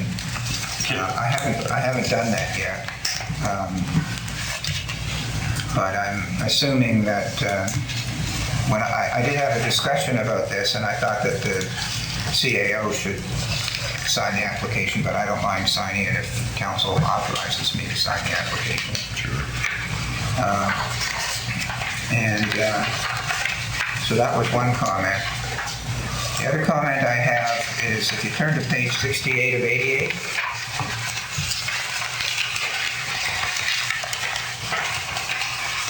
under number 12. Now, I haven't had time to speak to staff since I read this just on the weekend, but the building is not a fine example of late 19th century design. It was built in 1930 or 31, and it's Art Deco. So this particular copy of the application, I don't know if it's really part of the motion. It just says that, the motion just says refers the matter to the Heritage Advisory Committee. Correct. And I'm just thinking that if I'm going to sign it, I'm going to change that to Art Deco instead of late 19th century, right? So what about Boy, number it's 4? a Pardon me? it's a bit of a stretch to be Art Deco. No, I think, It's only the front part. Yeah. well, the front part is what makes it Art Deco. As an aside, I consider myself a bit of an expert on Art Deco architecture because I think, as you know, my wife and I have spent a number of winters in New Zealand, in particular Napier. Napier, New Zealand had an earthquake in 1931. The whole town was destroyed. And they rebuilt the whole town in Art Deco. And it's known as the best Art Deco city in the world, and that's where we spend our vacations. So I consider myself a bit of an expert on Art Deco architecture. Is that north or south? North Island. North Island. North Island, yeah. Where all the kid renters are. Are they? Is that where they went? Well, Reverend McLeod? Reverend McLeod first went to Pictou. They didn't like it. They went up to St. Anne's and they didn't like it. And then they went to Australia just briefly. And then to the north. Yeah. So I have no difficulty with the motion, but I want it understood that I have authority to sign because I would have thought staff would have signed it. So, but I don't mind signing it if it's okay with everybody. Councillor Hudson? Yes, but I guess we no longer own the property. Can we make an application to? I can tell you that yes, we can.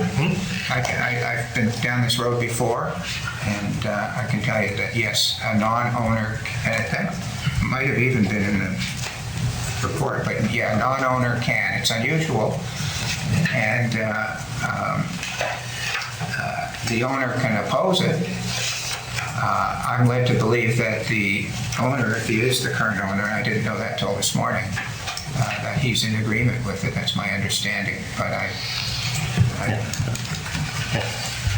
Just on that point, is that in the purchase and sale agreement? There's one in the purchase and sale agreement. Well, that the property is going to be designated as a heritage property? You'll notice that I didn't sign the report because Mr. Redson was going to make the application himself. So he was going to ask for heritage status on the exterior of the building. So did you say he's going to make the application? Make the application himself. Oh. That was one of the conditions that we had when we agreed on the sale. Oh. So,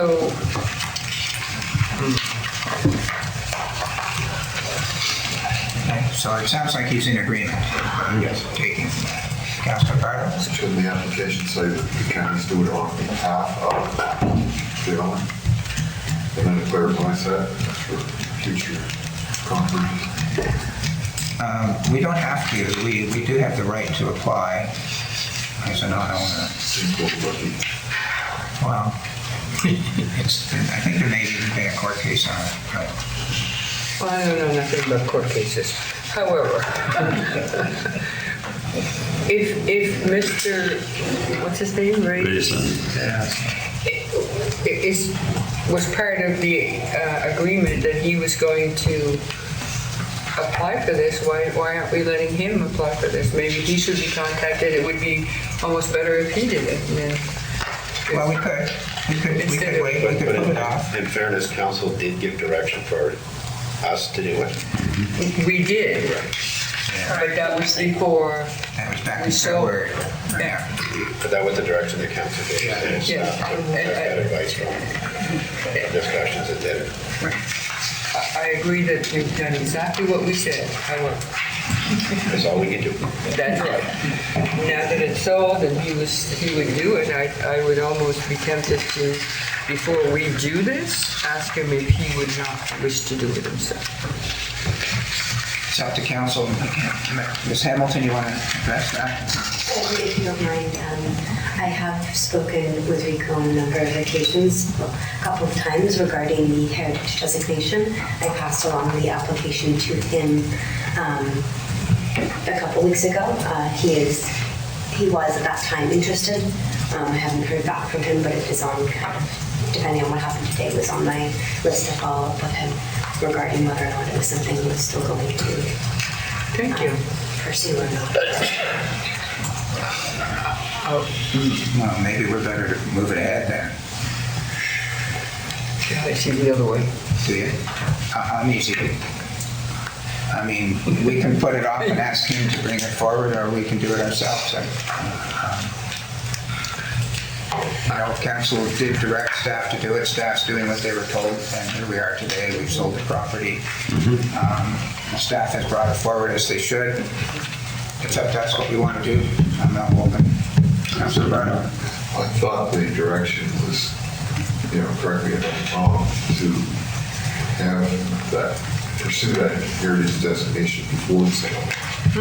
I can, Now that the sale has happened, it's kind of carried in the horse, or vice versa. What happened is that you're correct. That was the direction from committee of the whole. When it got to council, the portion of the recommendation from committee of the whole, which required the municipal, the heritage designation to be completed before the property was sold, was removed from the motion. So the motion that was passed by council only directed staff to begin the process of applying for heritage. Is this not something that normally goes through the HAC, or it happens with recommendation back to council? And that never happened. Well, that's what it says. That's what it says. That's where we're going. Okay. Council receives an application and refers it to Heritage Advisory Committee. Okay. There's too much talk in the middle here. I'll say that. Any other comments? If not, I guess I'll put the matter to a vote. So all those in favor say aye and raise your hand. Aye. Opposed? Motion's carried. Thank you.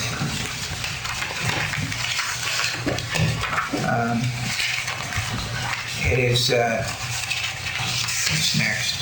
The vaccination policy. I think what we're going to do, it's almost 11:15. We'll take a break. We'll come back. Welcome, everybody.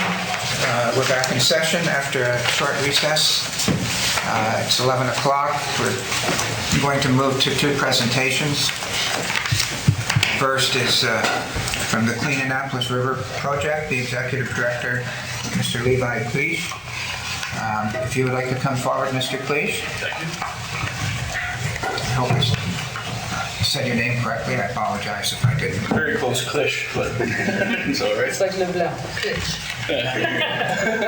I can accept that. I've heard worse. But. Is the PowerPoint loaded on here, or I can just speak if there isn't one? No, it isn't. Okay, no, that's okay. I'll keep it brief then. Yeah, I was just here today for, I guess, a long overdue presentation, just to thank council for their generous contribution to the Annapolis River Guardians program for the years 2020 and 2021.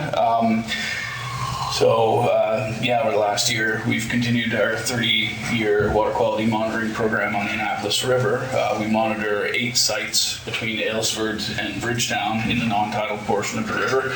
I have here, I guess, a substitute for presentation, a number of, this is a report card that we produce on an annual basis that gives a synopsis of the results of our water quality monitoring at each of these sites. I'll pass them around. And just to give you an idea of what we do, we monitor bi-weekly from the months of April through to November for E. coli contamination. We also monitor for a number of different water quality parameters, including temperature, dissolved oxygen, pH, total dissolved solid, and other indicators of ecological health. So all those results are presented there in a format that's called the Water Quality Health Index. So everything but E. coli, which is just given as an actual value, is kind of summed up into a score. It's we use the Canadian Council of Ministers of the Environment values and thresholds for each of those water quality monitoring parameters, test against them, and basically score each site according to, it's a calculation that's based on how many times an individual site exceeds the maximum threshold for the water quality parameter in question, and by what magnitude. And so you'll see there's a chart, and it shows each site. It'll show the previous year's score and the current year's score. Just to give you an idea how things change from one year to the next, but you can't really draw any conclusions necessarily from that just because of seasonal fluctuation.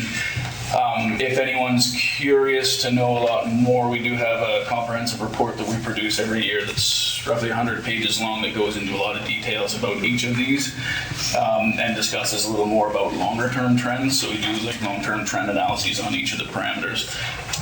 So to sum it up, I mean, I think, we see some ongoing trends in the Annapolis River where the upper portion tends to receive a bit of contamination, likely from a combination of sources of agricultural contaminants and septic systems. That seems to carry down until about mid-river, and then dilution seems to possibly be showing us improvements in health from site to site. So by the time you get to about Bridgetown, dilution's playing a bit of a role, and then some of the contamination that we're picking up in the upper portion of the river is starting to kind of calm down a bit.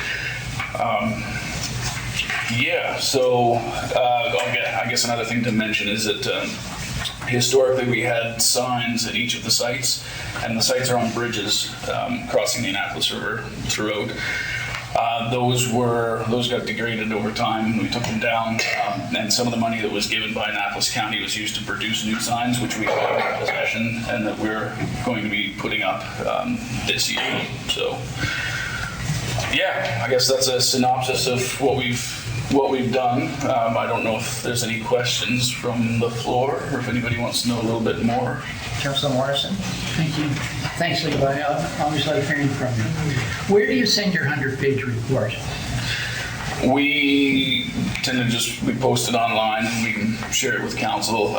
It's accessed by Environment Canada and Nova Scotia Environment, basically. So do you work at all with those folks with the province and feds? Indirectly, they have been part of our advisory team for the program. I'm on the board of the Atlantic Water Network, and that brings in a lot of entities that monitor water quality in the area. And so I do know that they do access our data, and actually acknowledge it as one of the most comprehensive data sets in the province and Atlantic Canada for watersheds. So, good. Thank you. You're welcome. Councilor Cotw? I've asked in previous years, you take water samples at the Middleton River Bridge. Yes. But yet, the effluent from the Middleton sewer system comes out by the train bridge. Correct, yeah. So I'm assuming E. coli won't go upstream if the water's going downstream. So you're right there. So by the time you don't take another water sample till you get to Lawrencetown, it's got a lot of dilution. A little bit. I mean, there's not a lot of large water courses coming in the river between Middleton and Lawrencetown, to be fair. But the effluent from the Middleton sewer system doesn't get accounted for until it hits the Lawrencetown Bridge. Right. So dilution is quite accurate from that long distance. Because I own frontage on that river, and at one time you couldn't even stand on the bank. The stench was so bad from the Middleton water system. I remember the time. But yet, the reports are from the town, the bridge crossing number 10. Yep. So it never hardly got recorded how much, how high the influence acted toward the water quality. That was my concern of always why didn't they go to the train bridge. My second question is that years ago, I think it was you guys did a cleanup of the river. It would have been long, probably 4 years. They went down, they got people to come in with skidders to pull trees out of the river and stuff like that. I see a lot of the fallen oak trees and stuff that are in the river. I mean, you stand on Brickton Bridge and look to the west, and it's just continuous tree involved in the water there. Do you think there's ever going to be a time that there may be another cleanup of that sort that goes down the river and gets some of those big trees pulled out of the system, or are they there for ecological things? Or? Well, I'll start with your first question and then move on to the second one. So for site selection, the reason that we pick the bridges that we've picked is for access, and because we started with volunteers, we wanted accessible, kind of publicly visible sites for safety's sake and easy access. I do agree that we're not picking up every potential point source of pollution, and that Middleton, like a sewage treatment plant, could get missed if it was malfunctioning again. But frankly, I mean, the town of Middleton should be monitoring that, reporting that to Nova Scotia Environment as well. So unless they're not catching their own malfunctions and reporting those correctly, it should be accounted for. With the trees, it's not something that we've contemplated doing. There's been a lot of research that's been done on the importance of large woody debris in stream for trout and other fish habitat, and even for river structure. Like those will cause scouring and microhabitat creation in different areas and overhead cover. So we have no immediate plans to do that. I mean, I think the only reason we could see any purpose for doing that, it's not really our business necessarily, is for protecting infrastructure or public safety. So if it was a boating hazard or, fetching up on bridges and causing flooding and that kind of thing. But yeah, to that question, no, we don't have any plans to do anything like that. Okay. Thank you. Anyone else? Councillor Sheridan. Thank you, Levi, for coming in. In regards to your sewers, are there still sewers running into the river when you were speaking in that regard? There are definitely still houses with street pipes that exist and fly under the radar. And that's the environment doesn't get involved in something like that, or? Only if they know about it, and they're very careful. They would have to be reported. They would have to have a reason to actually investigate. So in some cases, it can be pretty subtle. An old farmhouse kind of on a backfield with a small ditch, and that stuff pools and gets rinsed in a good rain, and no one knows anything about it other than the homeowner. So yeah, there unfortunately is still a lot of. There are a lot of septic systems out there that are inadequate or malfunctioning. I don't know what the percentage would be at this point in time, but at one time, in fairly recent history, when I was doing a little more work on that, I would hazard a guess of like at least 30%. Wow, interesting. Yeah. Thank you. Councillor Cotw. Thank you. Until I get my reading glasses, I'll ask this question. It may be in this pamphlet.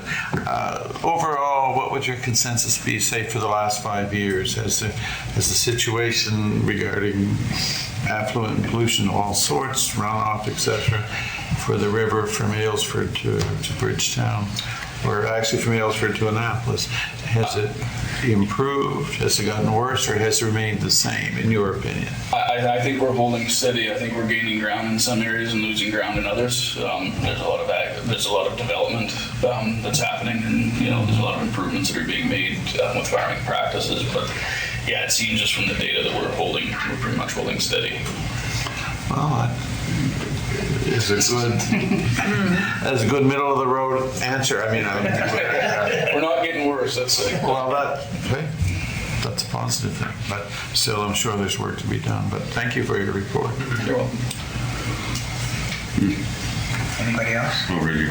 Deputy Warden. Thank you. And thank you, Levi. It's always a great presentation. It was good to see you talk.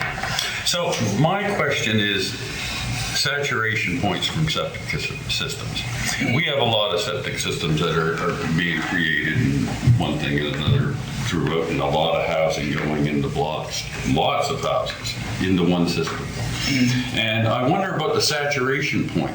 I asked you about this last year, whether you guys ever measure the saturation point in the ground, because I can do instance after instance where there's a farm uphill and the person's, well has been poisoned for years. Beautiful well, beautiful spring, never goes dry. Can't drink, can't put it in your garden because it's full of E. coli. So I do wonder if you guys ever have taken that on to go in different communities where there's a lot of development, new houses, septic systems, and measure the saturation points from properties around. Measuring I don't know quite how you do it. You'd have to measure it in the streams, I guess, to make it. Well, I guess just to clarify what you're asking for, are you thinking about a saturation point of what, like E. coli in groundwater? Yeah. So eventually, we build our systems. We have a tub. Our effluent goes one place. The water spills over out of that tub, goes into a bed. Yep. And then that water leaves there and goes into the ground system. Yep. Right, from there. And supposedly times it goes through the sand and the gravel and the rest of it. It's all good. The bacteria should be Gone. yeah. But I do wonder in a lot of areas where we have a lot of development, if that's the actual case, or our areas getting, and people's wells are being contaminated from the person who lives up here hill. And I can go, story after story in around the county where a series of houses have been built uphill, and everybody's got a well and a septic system downhill. So I just wonder, that would be something that you may end up considering at some point. At this point in time, it's probably a little beyond our capacity. You'd have to know a whole lot about the aquifers, the groundwater movement, and the state of each of the systems. It'd be a whole lot of information that would be needed. There has been some work that's been done in that regard. It comes out of the Dalhousie School of Engineering, where they've looked at basically modeling land-based inputs and tried to calculate, it's a better term, I think, what the E. coli contamination might look like. But I've seen several presentations on this model, and it's massive. Just what they call the data dictionary, or just the book of what data has to be put into this model is like that thick. So it's a little beyond what we can do as a nonprofit, but it's not impossible. Fair enough. Thank you for your answer. You're welcome. I don't see any other questions, so I want to thank you very much for the report. CARP's a very important member of our community here, and I want to thank you and the others that work there for all the work that you do. Thank you very much. I appreciate the chance to speak to council. I hope you enjoyed the report card. And thank you once again for the funding for last season, the season before. Okay. Thank you. Thank you.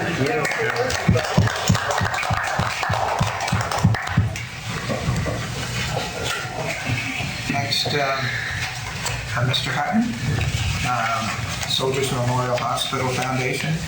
Mr. Hutton, Kelly Hutton is the board chair of the Hospital Foundation. Welcome. Thank you. I see that they let Mr. Connell out of jail too. That's good. I've got some notes here, but I think I've got this down. I just wanted to come and give you all an update and thank you personally for your support of the Soldiers Memorial Hospital Foundation, ongoing support. What I'm here today to talk about is how the foundation has struck a new deal with Nova Scotia Health. So just some background, about 2014, we made a commitment to Nova Scotia Health to help fund a new primary health care center to the tune of $1 million. And at the time, the building that they were projecting to build was going to cost $4 million. Then in 2019, out of nowhere, it was announced they're going to build this primary health care center and they're going to do it immediately. And the cost had jumped to $12 million. So we began a fundraising campaign, which the foundation had never done before. Never had any fundraising. So we hired a professional to help us and we got to work. So in about July of 2019, they started construction and they were working hard. And anyway, the hospital the primary health care was being built, and we were raising funds, and we had raised about $450,000, which I thought at the time, wow, we might make it actually. But then that spring came, and so did COVID, and that was it. We couldn't meet with anybody anymore. We tried doing some mail outs, and they were marginally successful, but we were getting nowhere fast in trying to raise this $1 million. So we're very thankful for the money that came from the county and from others, local groups and the town of Middleton and the Rotary Club, and that was all very, very helpful and continues to be.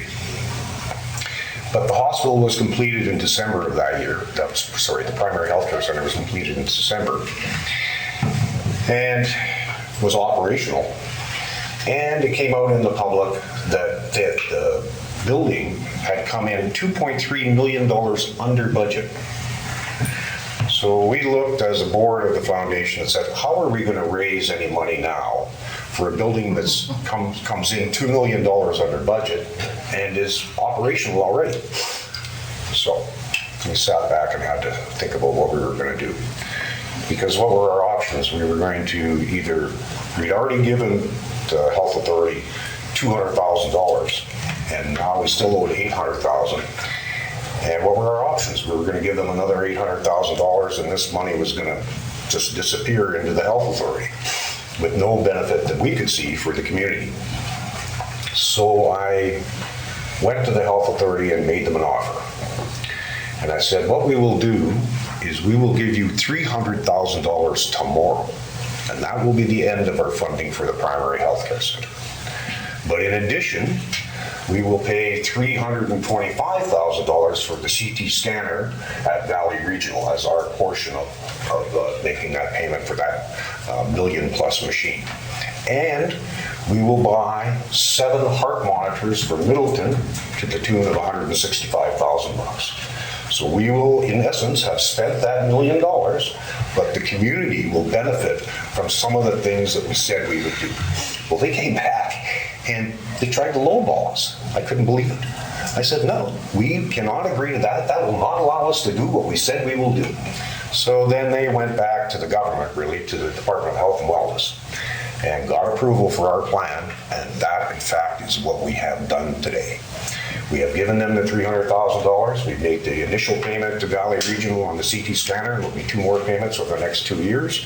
And we've given a letter of commitment to the site lead at Soldiers Memorial to buy those heart monitors. And we will fulfill our commitment, and with your help and the help of others. So really, from the foundation's point of view, we did some good things because the community is going to benefit. And we continue to do that kind of work annually. And so I wanted to come here today and give you an update on how that's going. So really what we've done is we've paid forward, right? For instance, Annapolis County is paying on an annual basis till that $50,000 commitment is paid off. We've already paid that money to the Nova Scotia Health Authority. And so that's where we are today, and I wanted everybody to be brought up to speed. I'm going around giving the same information to our major donors, and I've got, I think, 2 left to talk to yet. And that's where we're at today. Well done. Excellent.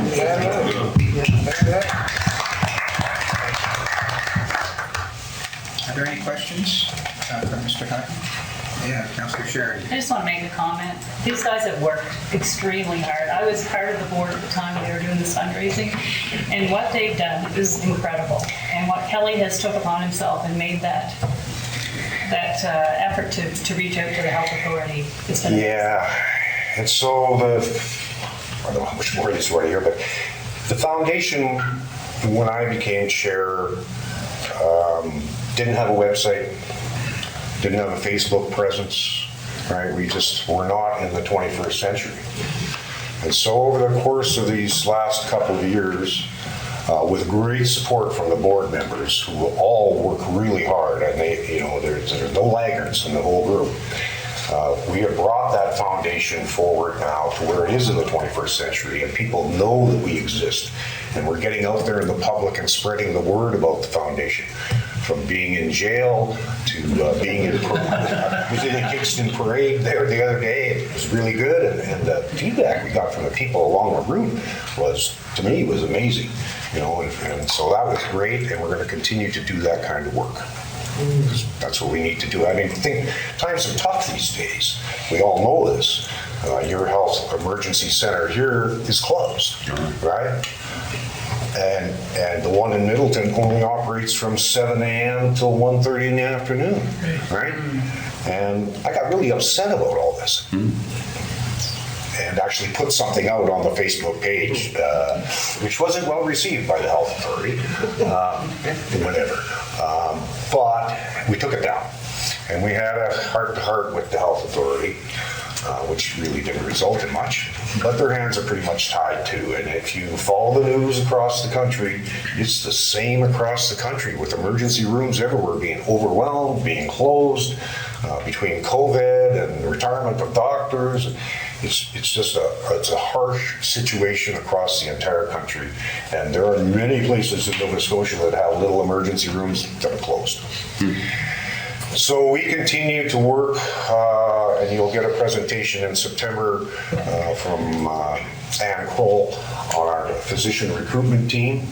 They have been doing wonderful work. So what they do is when a physician shows up to have a look around, they take him and they show him and her, what we have to offer and why it's such a beautiful place to live here, raise a family, and they're being successful. We don't do the actual recruitment, but when we have doctors or nurse practitioners in the area, we're taking them, bringing them right down to Annapolis Royal, to the farmers market, going whale watching, helping them find housing, because housing is a huge issue, and we all know that too. But it's a huge issue, and I believe that the county has stepped up and said if they buy a house in Annapolis, the practice here in Annapolis, there's a $10,000 grant. Wonderful news, wonderful news. So that's what that part of the foundation is doing also. Can I just interject there? Because Ann announced at the meeting that we were the only county in the province that does this. That's correct. So that's correct. And so there's something else just brewing in the side, and I'm not 100% sure what the name of this person is, but from the health authority, who's going to come and talk to us about the retention and recruitment committee we have, because it's the only retention and recruitment committee in the entire province that is staffed with volunteers.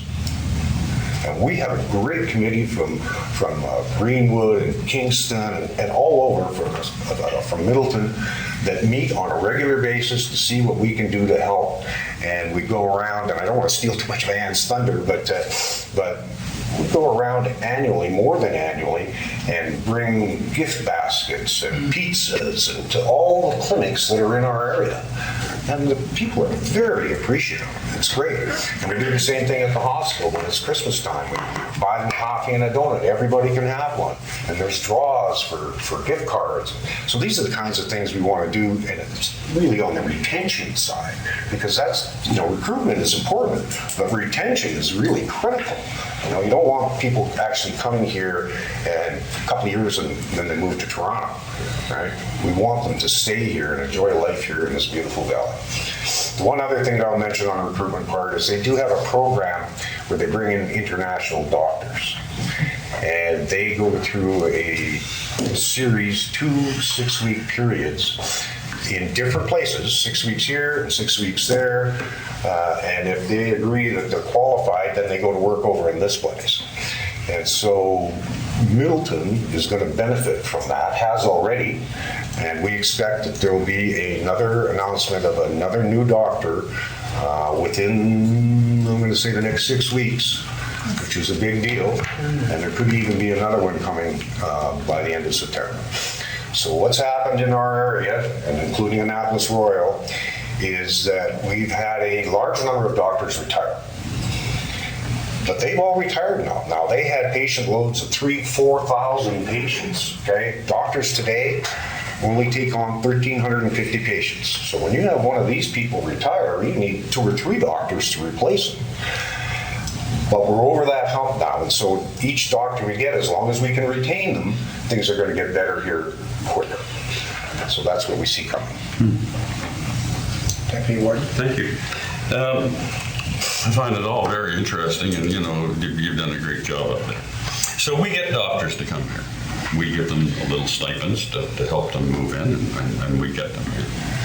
But in a lot of cases, these doctors only want to work a few days a week. We get that right across the county. It doesn't matter where they are.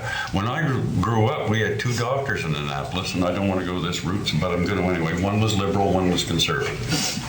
And they looked after the entire populace of the Annapolis Royal area. That's the Bay Shore, down to Deep Brook, right around into Bear River.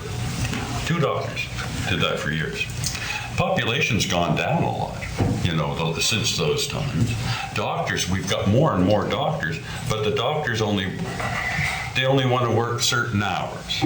There's been a big change in the years of what people's expectations are. Well, that's right. You're absolutely correct. And it's really what I'm going to call a cultural change. So in the old days, the doctors would make house visits and take on 4,000 patients, and that was their life, okay? These doctors today, they want to have a life. So they limit them to 1,350, right? And there's more that goes on than just that. And so that they, well, hopefully, I think what it's really about is not overworking them, right? But there's other things that have happened too. In the old days, doctors would, your physician would pull time in the emergency room. That doesn't happen so much. There's a little bit of that goes on today, but not so much, right? So it's become more specialized, and doctors are way more selective about what they want to do and how they want to do it. And they're given that opportunity today. And if I can follow, if I may. Thank you. The Health Authority. Years ago, we had Annapolis Valley Health. We had Annapolis Royal at one time, I believe, many years ago. And now we're being run out of the Halifax. In one office, all the authorities throughout the province are being run. That's what I'm getting, and that's what I understand. And our services, as they should have been going up because we're using less and less staff, are becoming less and less services, emergency approach. And here a while ago, I posed the question, why can't we go up and give a stern finger wag to the health authorities and say, we're paying you this money for health services, and you're not providing it. You're leaving it more to community groups to provide health services in the county. So what are we paying the provincial government for if they're not supplying our health services? Well, I think you have to have a little separation between the government, although they've stepped right into it now, and the health authority itself. I'm going to say it's pretty rare for the government to reach right into the health authority and tell them how to run their operation.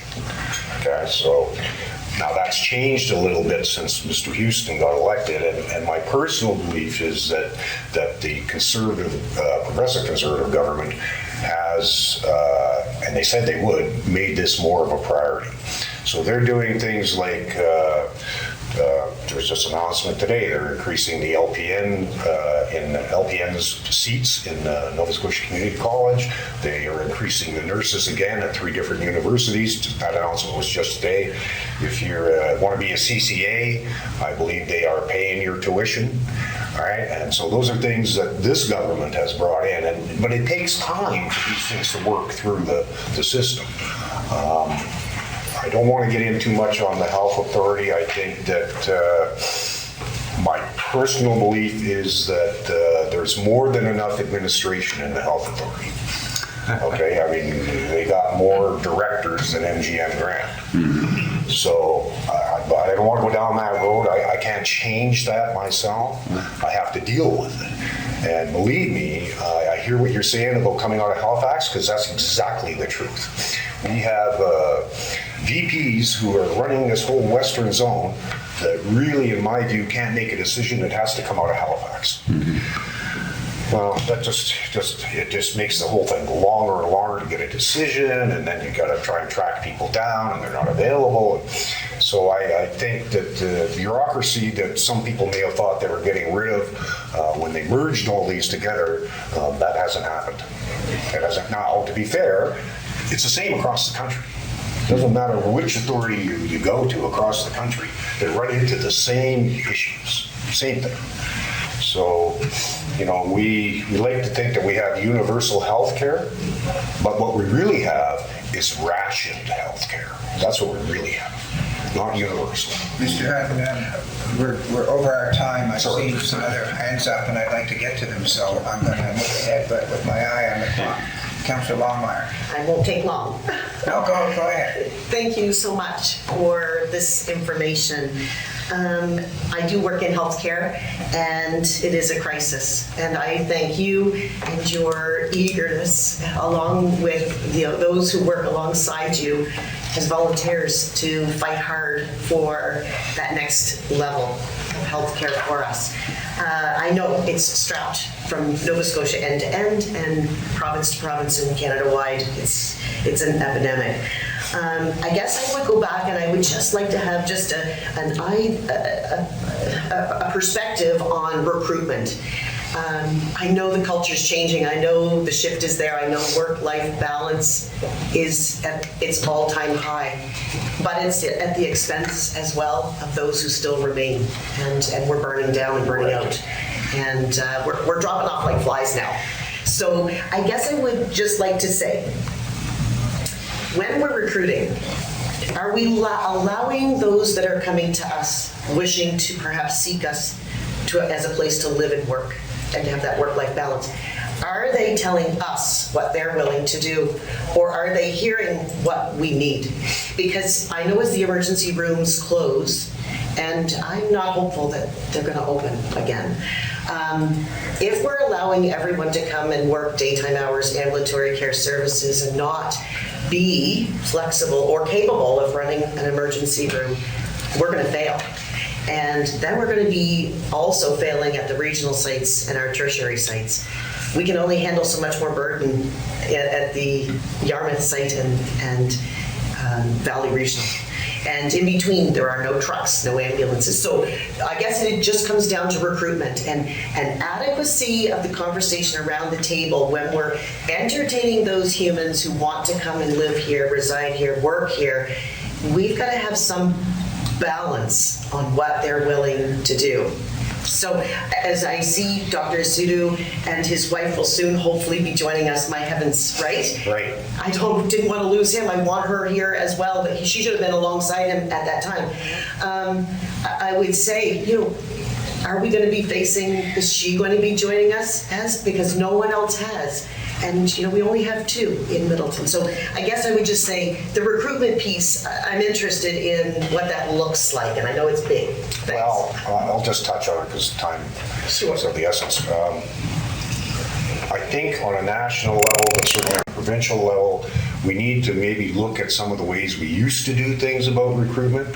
So at one time, we recruited lots of nurses out of the Philippines. And we recruited nurses out of Jamaica. And they would still have to come here and go through some hoops and that, but they were generally trained to our level. Those things seem to have faded off. And, my personal belief is we need more immigration, and that kind of immigration is going to be extremely helpful.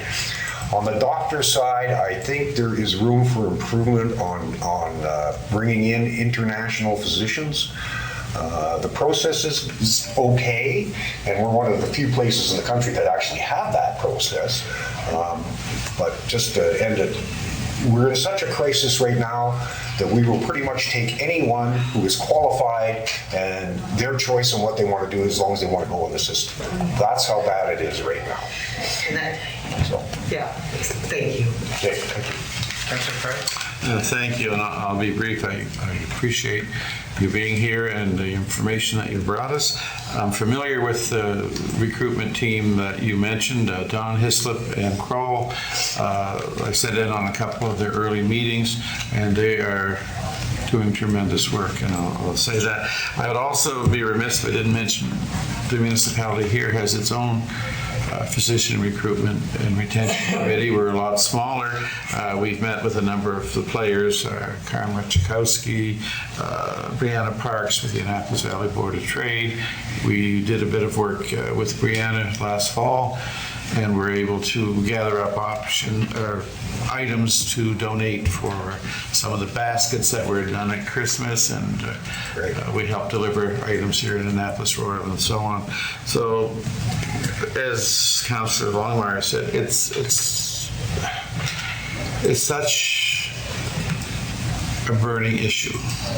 We all know people who can't get into, don't have family doctors, have trouble accessing health care, and it's a multifaceted problem, and I guess it's going to be a multifaceted Yes, the one comment I'll end with that everybody should be aware of is that the government, and before the Progressive Conservatives, I'm going to say the Liberals, introduced a program of primary health care that they have at Middleton Hospital, inside the hospital, not the building, but inside the hospital, where people can phone up and make appointments and see a doctor or a nurse practitioner, and you can go there, multiple times, and you will not get the same person every time, but they have your record there. And so that has proven to be quite helpful because of the crisis we're in. Yeah, so that exists, and you may want to share that with your constituents, that program exists. And so if you really need to get in to see a primary health care person, and you don't want to go sit in the emergency room for 6 hours, that's the way to go. And you can get in pretty quick. But you have to call. Sorry? You have to call. You have to call, that's right. You can't just show up. That's By right. appointment, right? Yes, but you get in pretty quick, and it's a busy place. I've been in there, and it's a busy place. Lots of people utilizing that service. So that is a good service for the crisis that we're in. They have to be on the list, I think, too. Oh, you have to be on the list, absolutely. Yes, and the list just went over 100,000 today. Yeah. So again, I want to thank you all for letting me come and talk with you. Thank you for your support of Soldiers Memorial Foundation, and we look forward to having another chat in the near future. No, really, we thank you. Okay.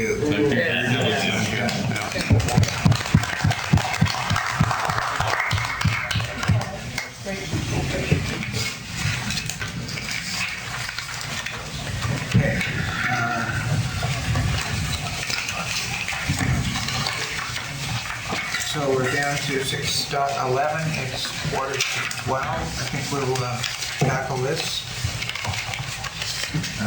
Proof of vaccination policy amendment. There's page 70.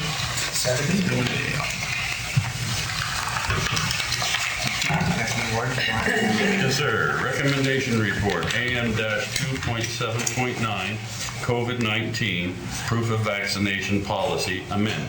That municipal council amend AM-2.7.8, COVID-19 proof of vaccination policy as circulated, 7-day notice. Is there a seconder for that? Councilor Longmire seconds. Discussion? I just want to need clarification if it's 2.7.8 or 2.7.9, Dawn. It's yeah. 8. One's an 8, one's a 9.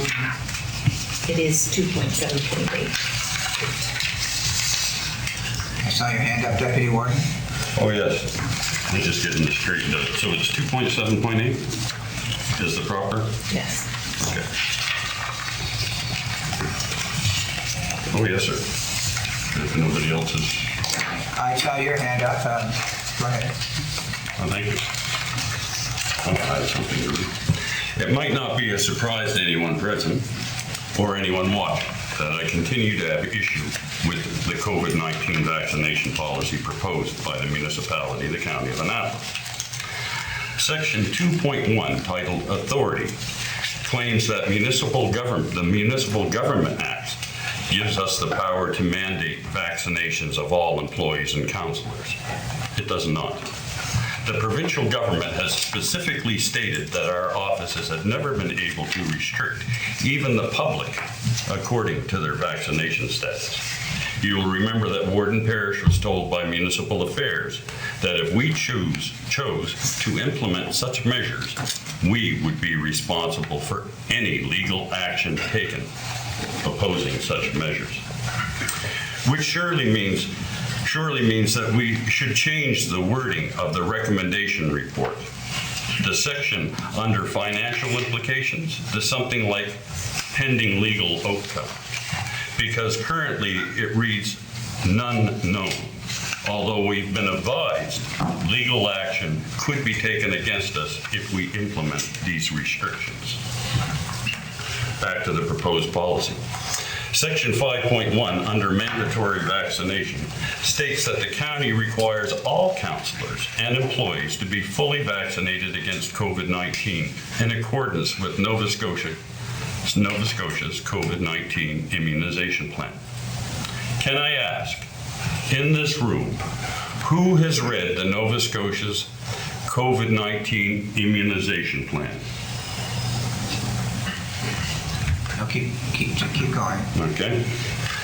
These are the headings of the 16 slides on the PowerPoint from the Nova Scotia COVID-19 immunization plan.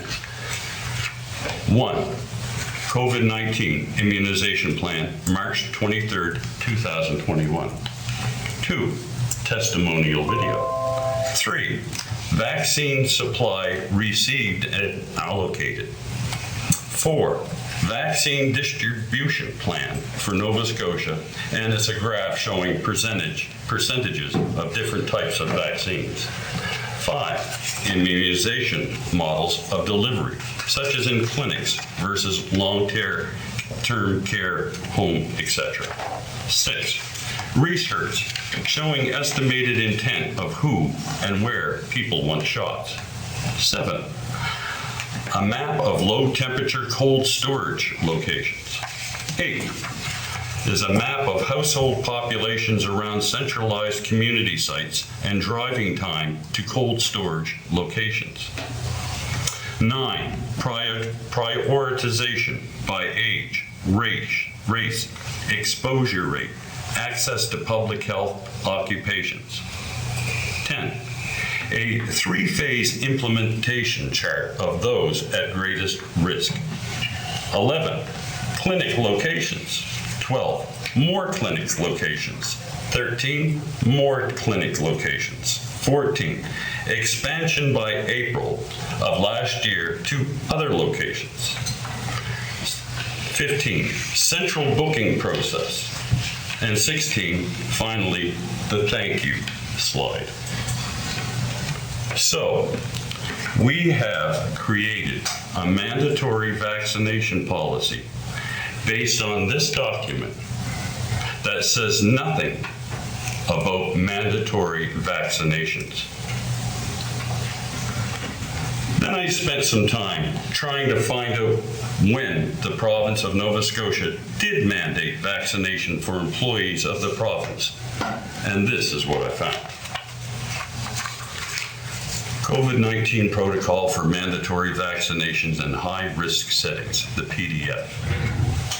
The mandatory vaccination protocol for high-risk settings applies to hearing and speech, Nova Scotia, workers in residential care facilities and day programs and adult day programs, workers in Department of Community Services facilities and people providing placements for children and in youth care, paramedics, life flight nurses, and some staff at Emergency Health Services, EHS, correctional officers, youth workers, staff volunteers, service providers at adult and youth correctional facilities, physicians and other service providers to organizations that are required to follow the COVID-19 protocol for mandatory vaccination in high-risk settings.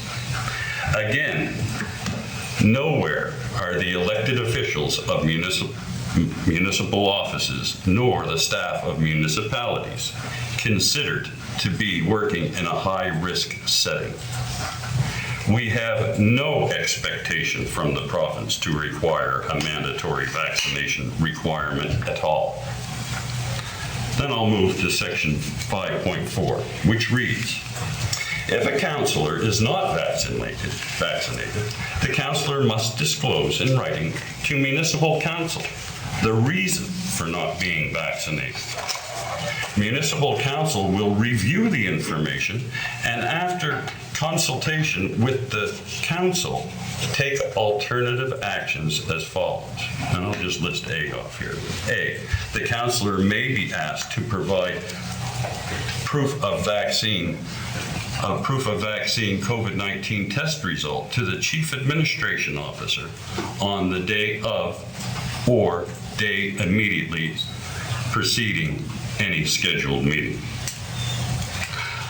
I'm pausing there to draw attention to the number of people who are to be included in a councillor's private medical issue. That would be the 10 other members of council, the CAO, presumably the Director of Human Resources, who has previously been authorized to store and report on people's vaccination status, and anyone in the room while council is deliberating whether a person's reason for being unvaccinated is, and their option, valid or not. By my count, that's anywhere between 12 and 35 people. Not to mention the public viewing the meetings. The County of Annapolis has a policy governing the protection of privacy. And it states that we are required by the Municipal Government Act to protect the privacy of individuals with respect to personal information. One of the two major rights provided under the FOIPOP policy is the right of protection of the privacy of your personal information in the custody of or under the control of the municipality. And it specifically states healthcare history as one of the aspects of the privacy that is required to be protected.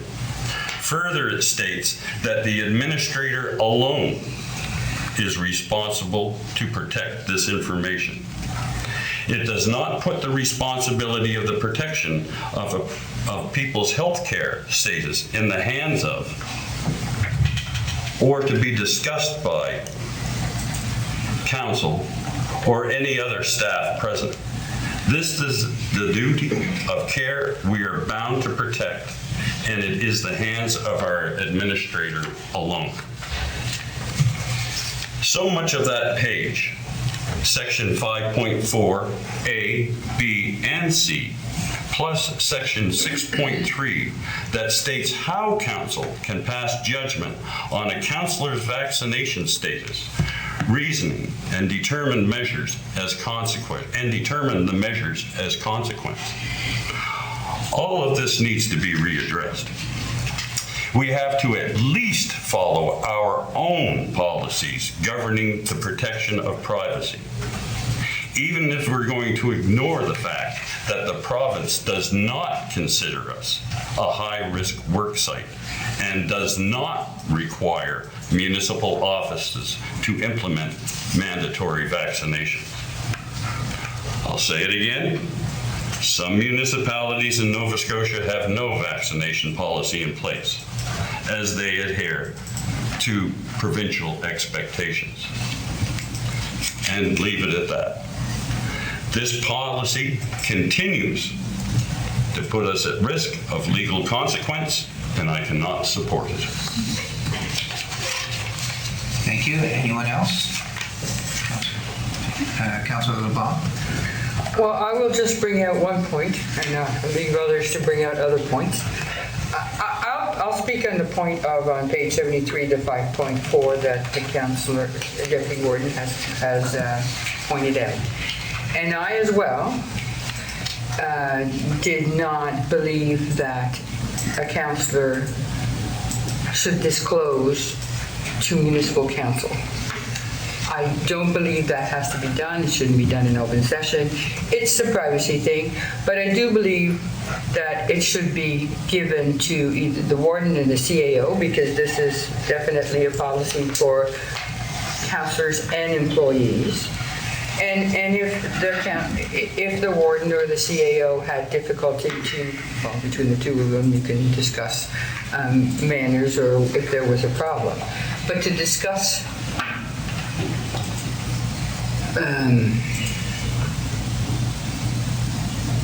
private circumstances, whichever they may be, religious or illness, or whatever it is, it should not have to go through all of public defilement for them to know or decide.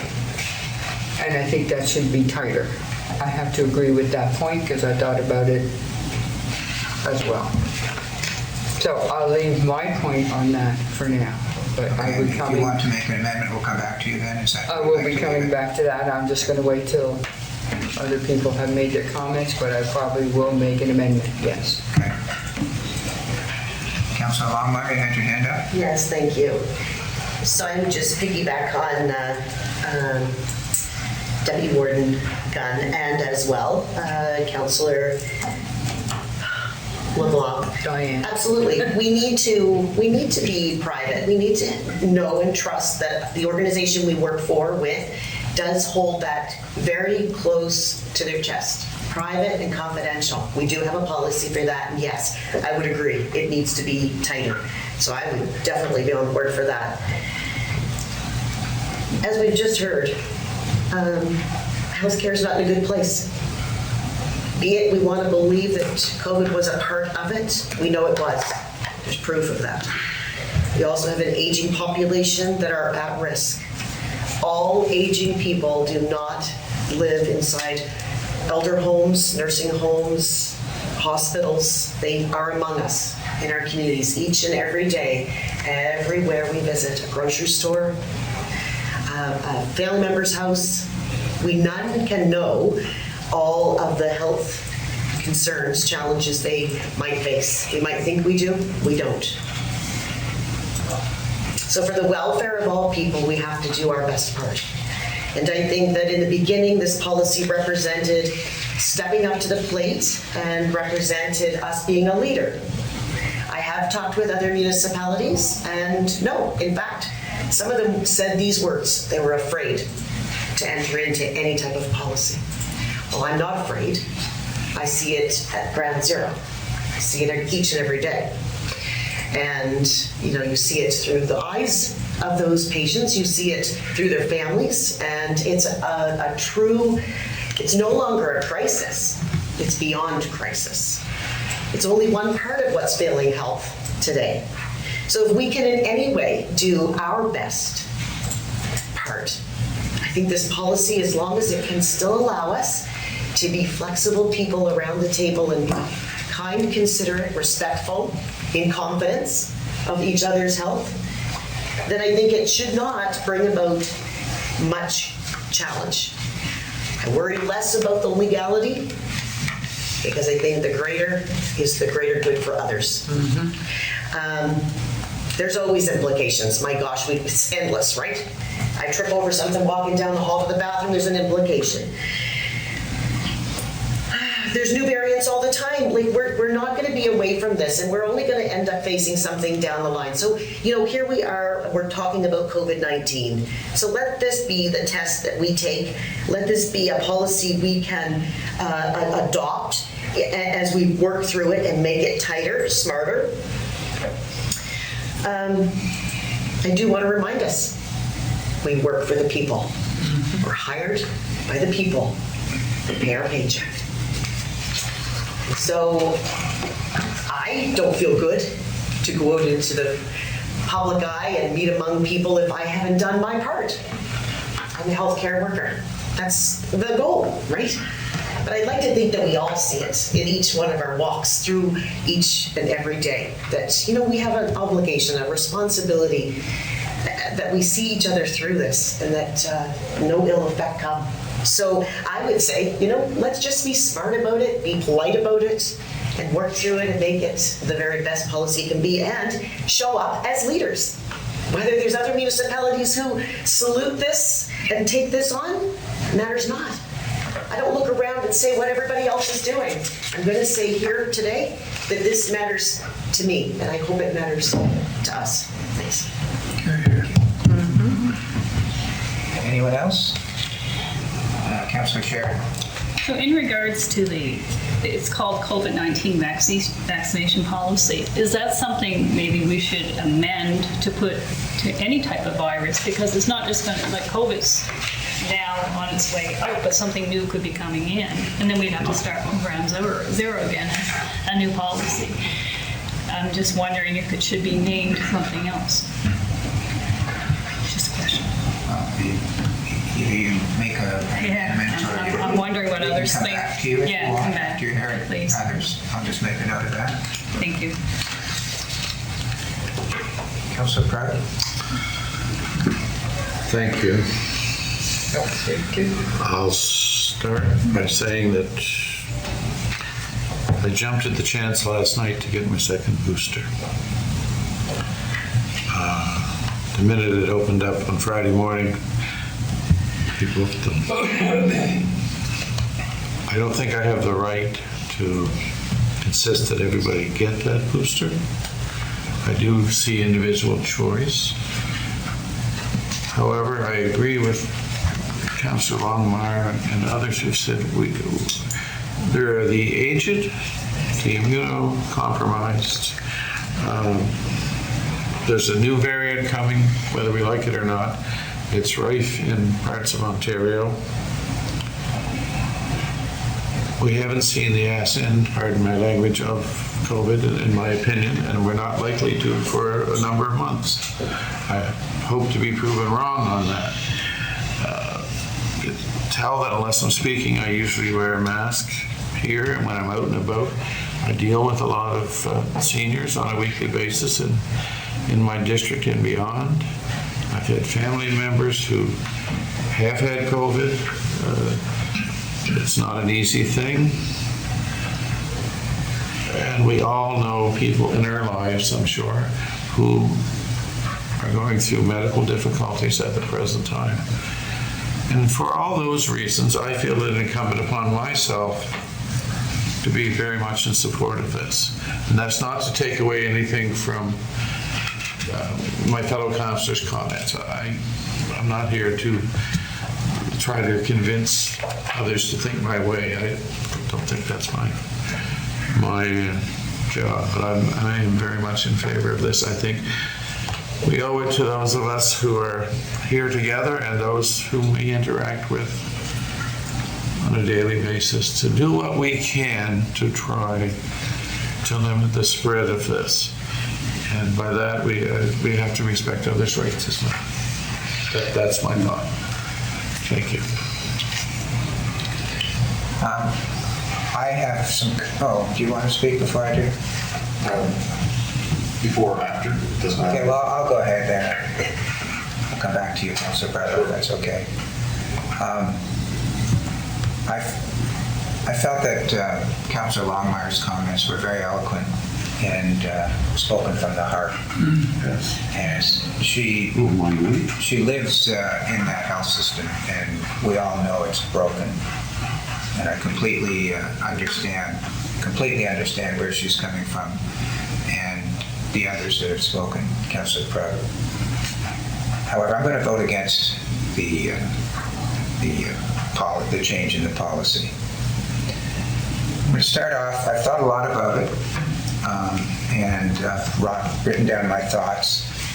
The first thing I want to say, as I did last time, is the importance of vaccination.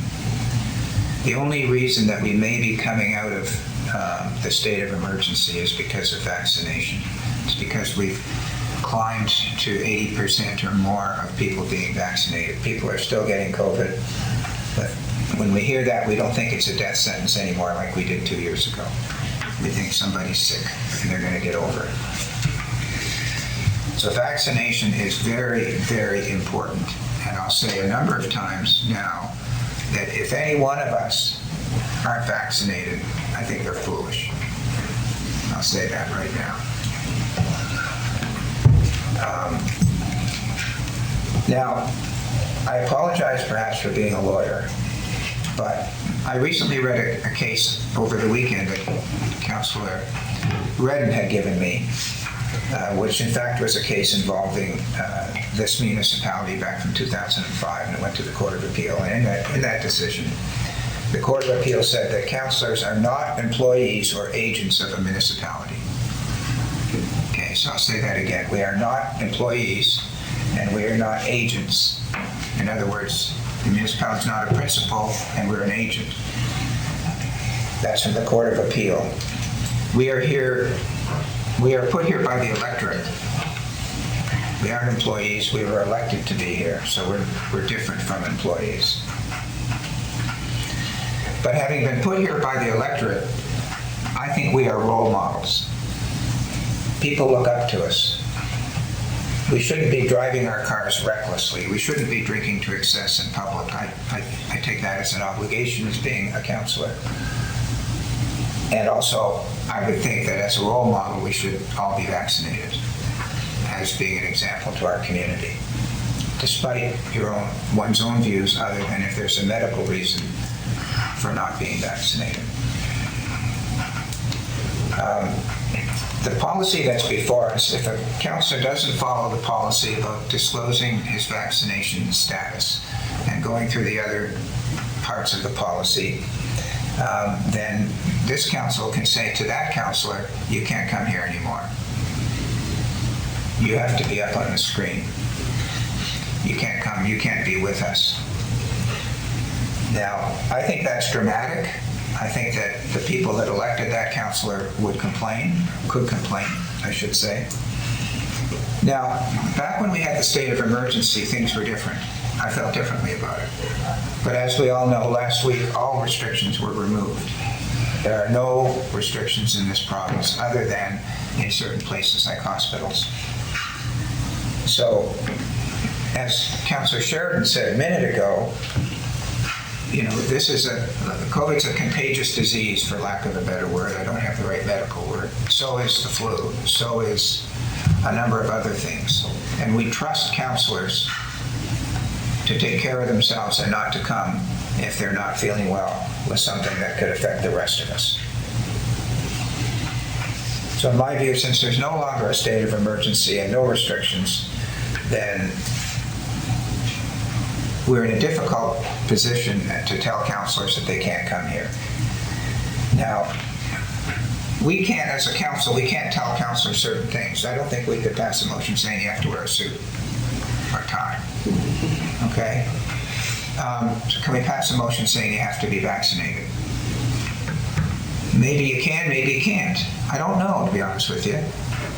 I do think that it is a lawsuit, that whether we do have the power to tell a counselor that they must disclose their vaccination status when there's no requirement in the province to do that.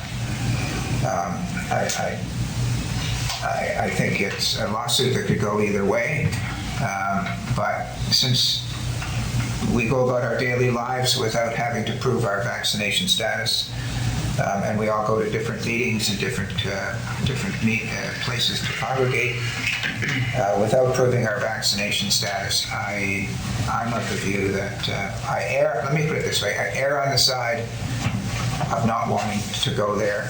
Although I will say again, if any counselor isn't vaccinated other than for health reasons, he's being foolish and not a proper role model. I think everybody should be vaccinated, but I can't go to the step where telling counselors that they have to be vaccinated or they can't come here. So I'll be voting against the motion. Councillor Barton. Yeah, I find it to be later on in the process of comments,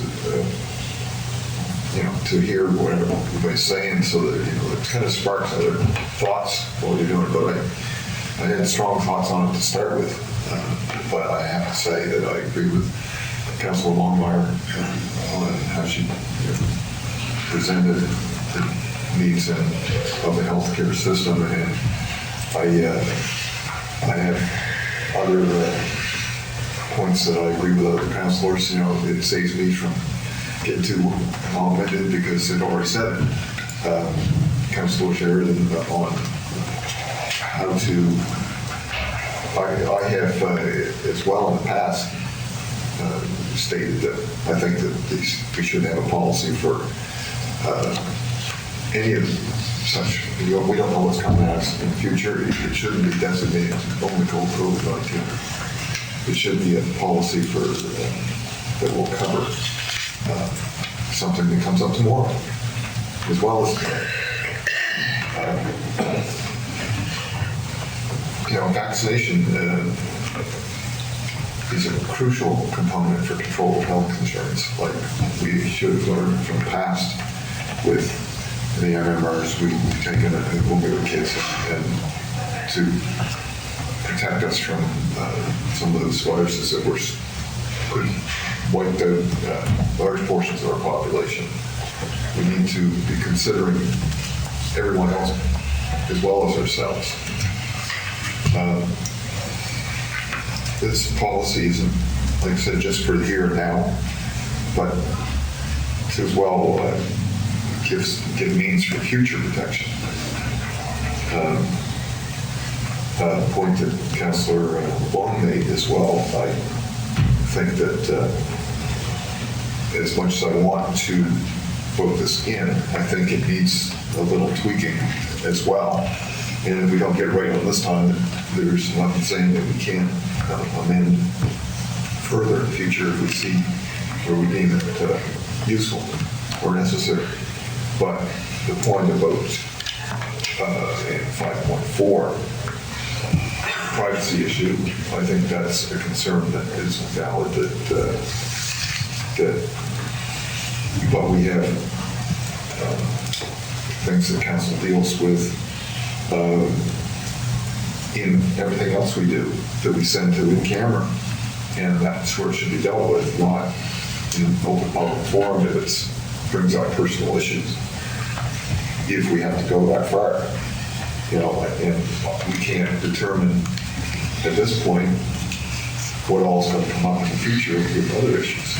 So to maybe make it a little less specific as to how that is pursued might be a good thing to make an amendment there. I think it's going back to Councilor Blanc on that issue afterwards. But I think that if we amend that portion of it, I think that's wrongly, but I personally look at what I can do for the common good, not just for myself, but for myself and the common good, I guess is what I should put it. And that the vaccination process is not silly. It's to be taken seriously, and it's for a good reason, to look after the world population. And there's times when we can't just look at our own wants and needs. We have to look at the greater good. Thank you. Anybody that hasn't spoken yet? So what I'm going to do, I'm going to go back to Councillor Longmire, and then I'm going to come back to Councillor LeBlanc and Councillor Sheridan. Okay? So, Councillor Longmire. So as I see, 5.4 doesn't limit us to being flexible. To me, that's very flexible. Certainly, I could see that in the first statement there, 5.4 at the top, the councillor must disclose in writing to municipal council. I would definitely see a tweak there. Perhaps it should say to the warden and the CAO, and that it be held in strictest of confidence. These are all the tweaks that I'm looking for. This isn't about me trying to drive a policy or, have the perfect, perfect words. But I'm going to go back and say, that flexibility gives every one of us to still sit around this table if we work this policy correctly. And I'm even going to go further, and I'm going to stop when I say this final statement. The state of emergency might have been lifted, but you have a new state of emergency, and that is your health care is on the floor. So I will leave that as my final word. Thank you. So, Councillor LeBlanc, do you want to move an amendment to the policy? Yes. I'd like to move an amendment for 5.4 to state the councillors must disclose in writing to the warden / or CAO and remove municipal council. Is there a seconder for that? Councillor Longmire seconds. Wait, I'm not. Let me just capture. So you want to eliminate municipal council.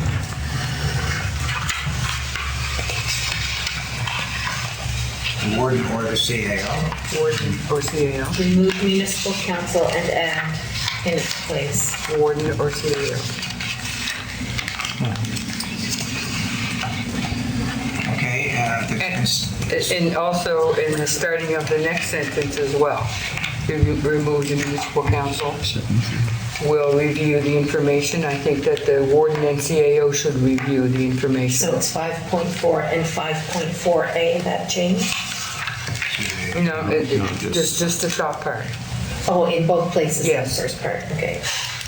So I missed that. That's 5.4, the second line, municipal council gets changed to ordinance CAO. And what was the second one, Councilor LeBlanc? Well, it's both.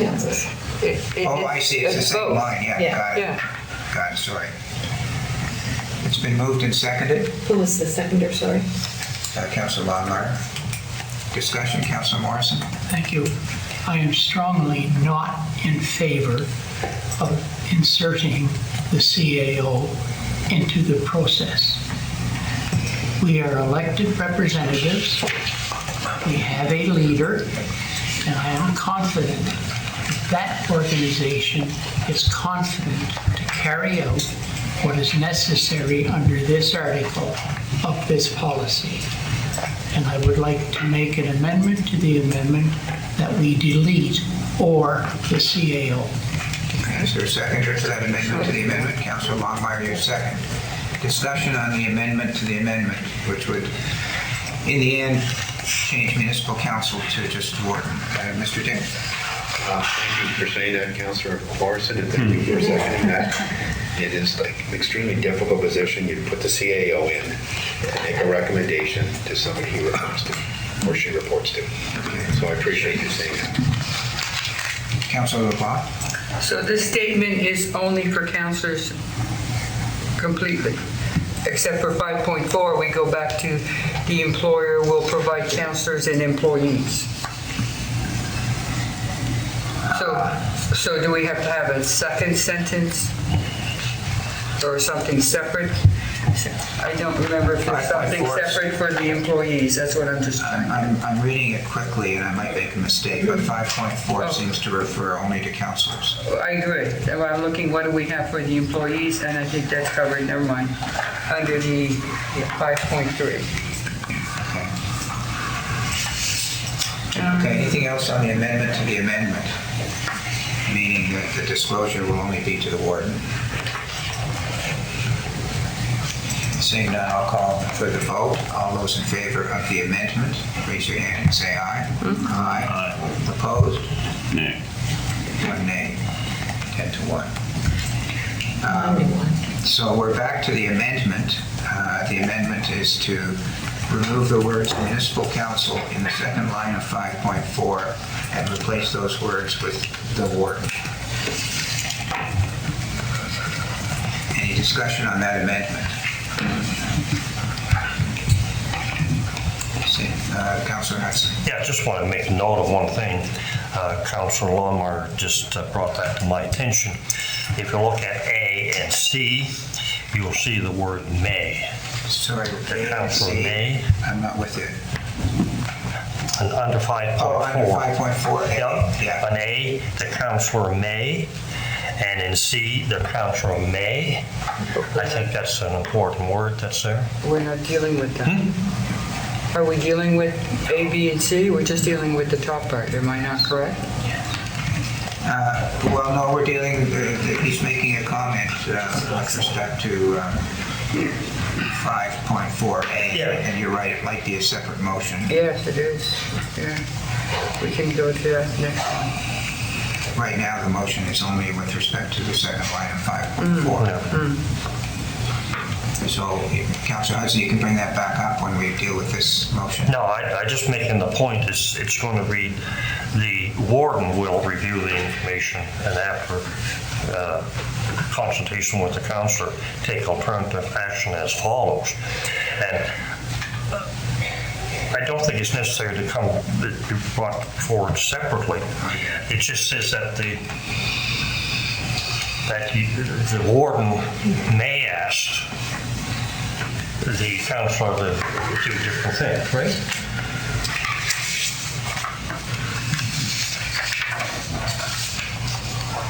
It doesn't say that he... Just give me a minute, I'm just going to read this myself. No, I'm just saying that may allow some flexibility. Yeah. To the warden. Yeah, I'm just reading it here, Councilor Hudson. the warden then has the flexibility to decide what's appropriate under the circumstances.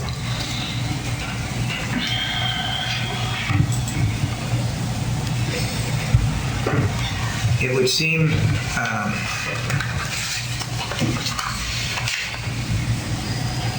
I think the idea of the amendment that's on the floor is to get the CAO out of the system. Oh, I totally agree with that. And so it might be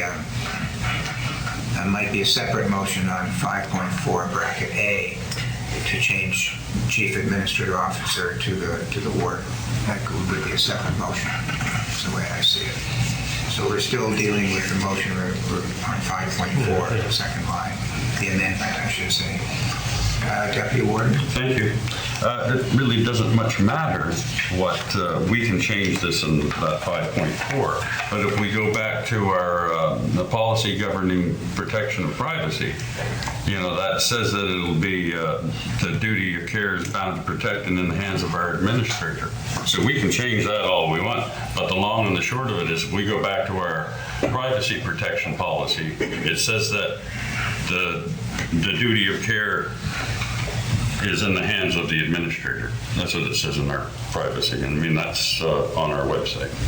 Just saying.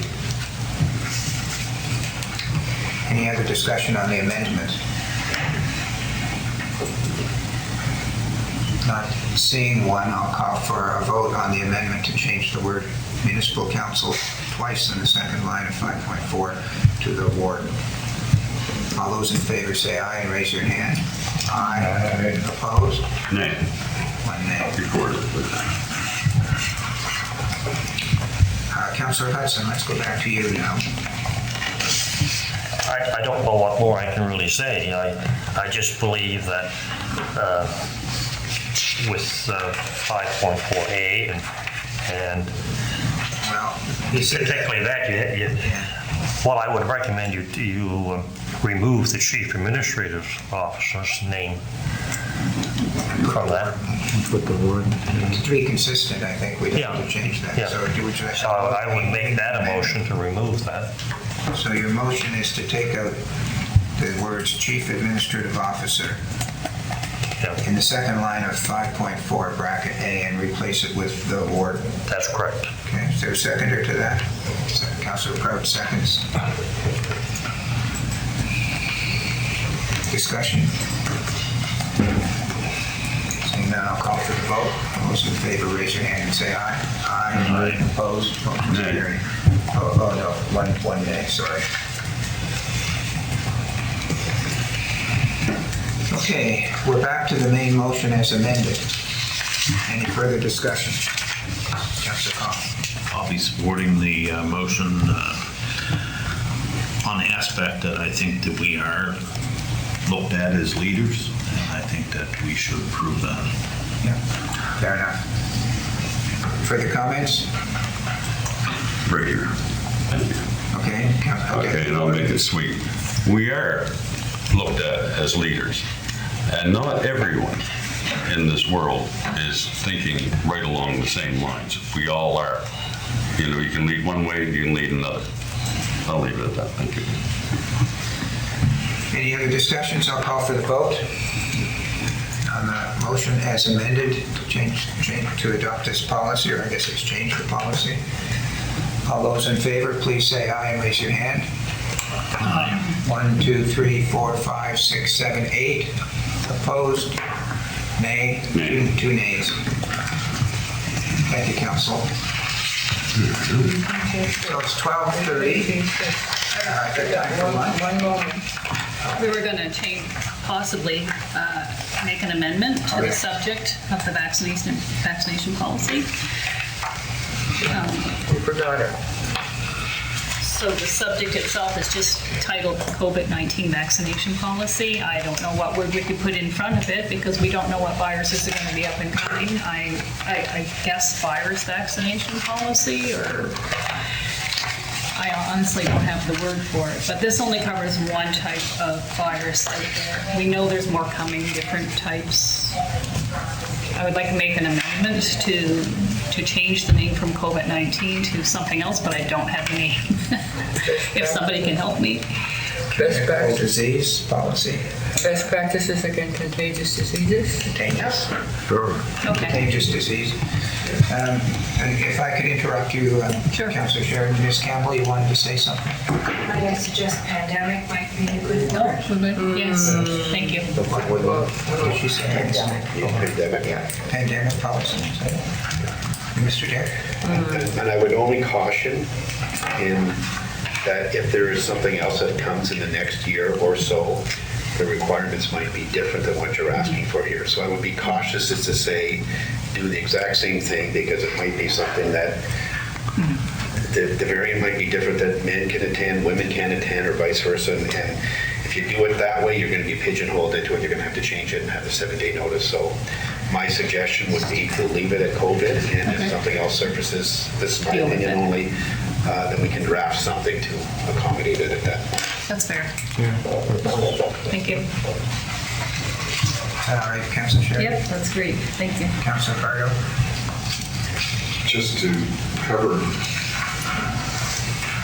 not changing COVID-19 doesn't cover possibility of something else. Could we say COVID or other, or something to that effect? You know, or that way you're not. I can see where today's one started, see where Council Sheridan is, but do they just middle ground and work on that? If I could respond, that's consistent what I said to that. And for really any communicable disease, we rely on counselors not to come here. You see, looking here, that it talks about the Nova Scotia's COVID-19 immunization plan. So I think we have to really go through this and change a lot of other things about the vaccination for the COVID-19 protocol, which is referred to here. You see what I'm saying? I mean, maybe we could bring it back once this is, if we passed it as it is, matters behind this. But I think if anybody wants to put their mind to it, I think we tend to agree with what Councillor Sheridan said, but I think it's for another day to bring back and change it if somebody wants to. So if something's brewing for jumping in there. Yeah. Is a new pandemic. We got to be very proactive and very quick for the 7-day notice to cover, that kind of situation as well. Well, we don't have to wait for that. I'm saying you can do it next meeting. If somebody wants to look at this and take out the references to COVID-19 that's all through here and the vaccination policy to generalize it, you're welcome to do it. And we don't have to wait for the next pandemic. Can we ask? Go ahead. Staff to do it? I load staff to do it. Would that be an additional policy? Would we leave this one alone and then add a policy? Or would we tweak this one to cover so that it would cover other situations? What I would suggest, since we, as I said, this is now behind us, we have passed this policy, and you're bringing up a new subject, I would suggest you sit down and you speak with Mr. Dick or Ms. Campbell about your concerns, and they seem to be consistent with Councillor Sheridan. If the two of you can come to something, working with staff, bring it back, but I don't think we can do something today about it. Yeah. So unless there's something else, I'll declare a lunch break. And I realize that most people now are heading to the restaurants. And so I think it takes about an hour and a half really to get served within tourist season. So it's okay. I think we're doing pretty well with the agenda. So I'm going to say we'll come back at 2 o'clock. Give everybody an hour and a half to place to go. Welcome, everybody. This is the resumption of the Committee of the Whole meeting for the municipality of the County of Annapolis. We're down to item 7.1 on the agenda today, which is the CAO report. It's been circulated. It's at page 75 of 88. Is there anything you'd like to add, Mr. Dick?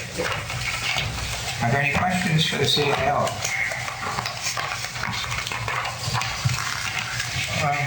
Councilor Cotw.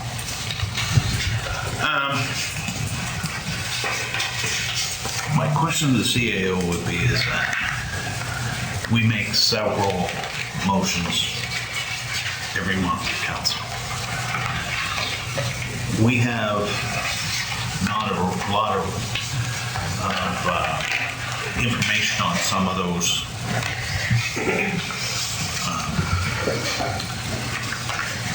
proposals we put forward. Is there any way in the report, either quarterly or something, that we could get just an overview of all the motions made in that 3 months, what's completed and what isn't? Because I'm sure if I sat here and asked Alan about a motion we made last November, all of us be hanging around a table saying, did that ever get completed?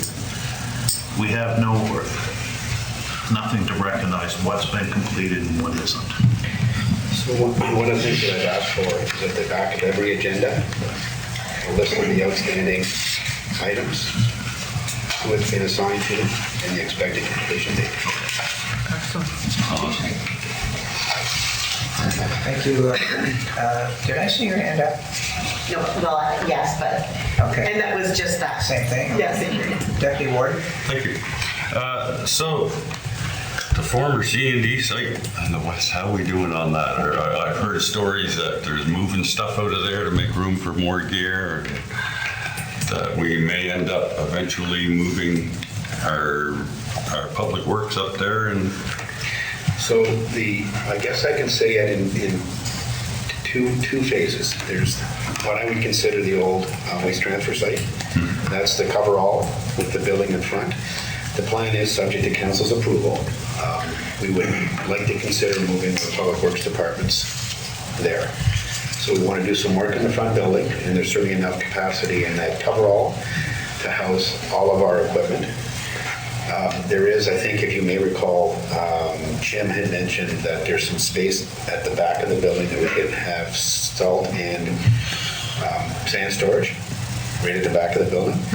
The C&D site is, I suspect nobody's ever been it is probably another 3/4 of a kilometer beyond that structure. And Jim and I went out to see it a few weeks ago, and I will say I came back and had 2 or 3 ticks on me, but there is some work that needs to be done there, but nothing is happening out there because I don't think anybody even is aware that it's there, because I certainly wasn't. So that's the plan. At some point in the near future, we will be coming back to council with some plans for council's debate and discussion on whether that's the appropriate thing to do in terms of the waste management segment.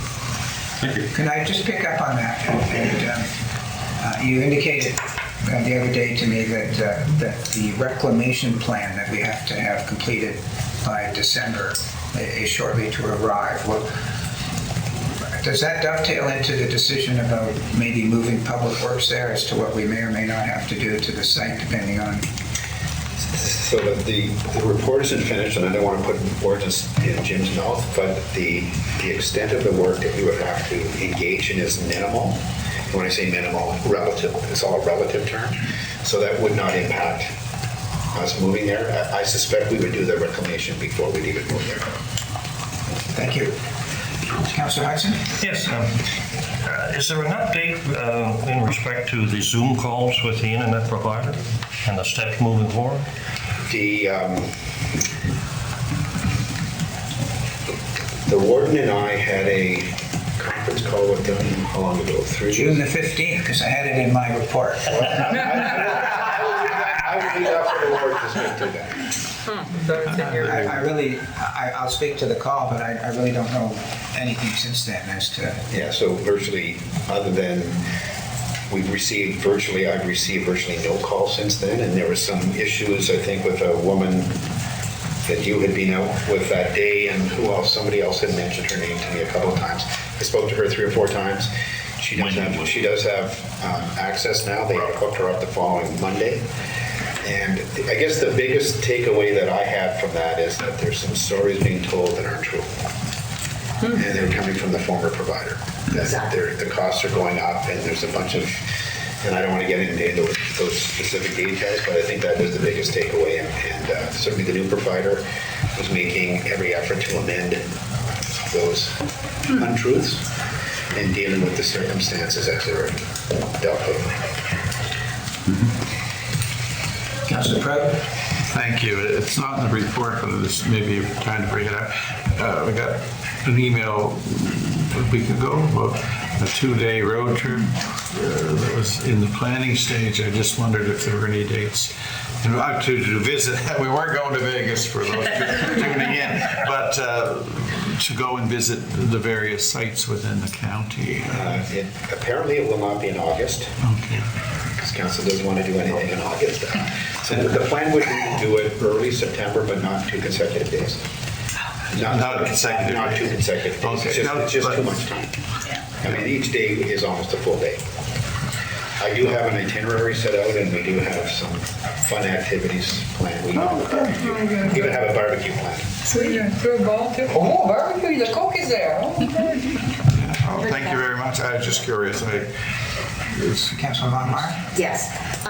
So going back to the internet, I'm not clear on the issue that Councilor Connell may have experienced, or what Councilor Sheridan may know, or like have been as well knowledgeable of.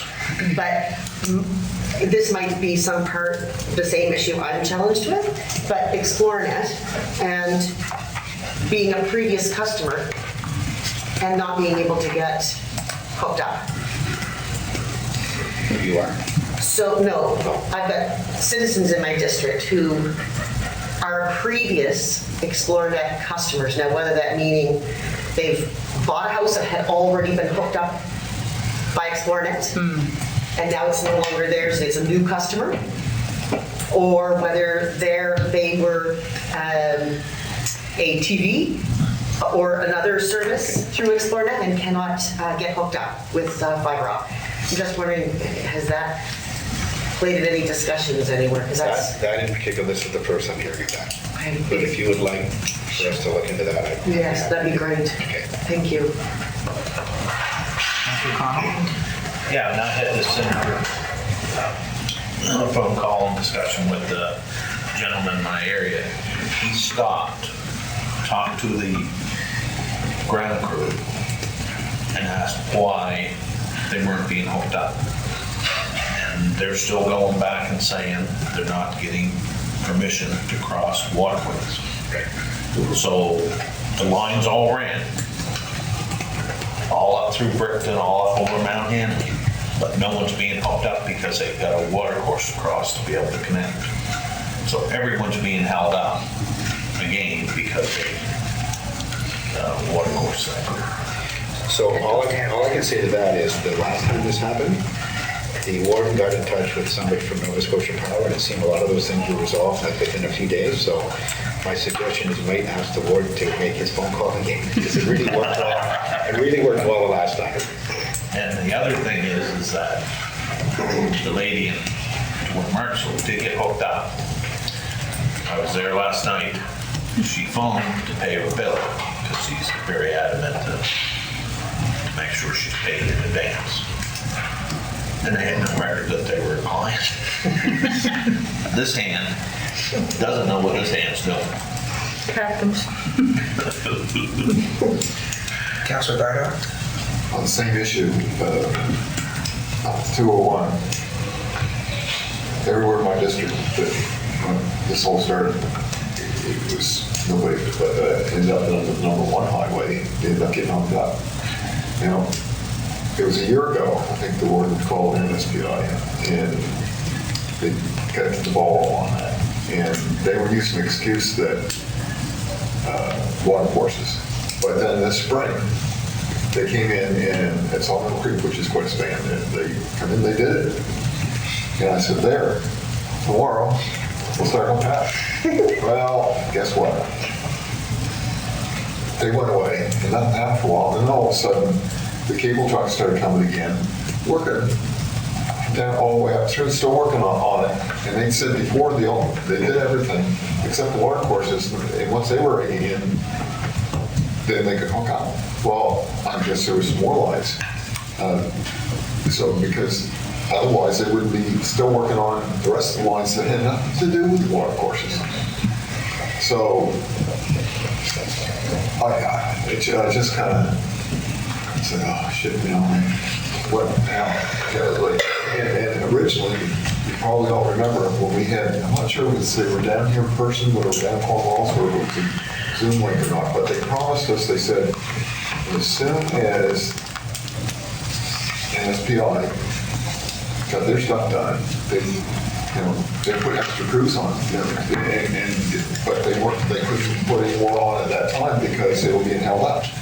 Well, bushes were cut, the law enforcement things were approved, and if anything, they slowed down. Well, now it's another provider now. It's called Spornet instead of Seaside or in Eagle, but Eagle's still involved. So there shouldn't have been any holdup, and Eagle's still involved, right?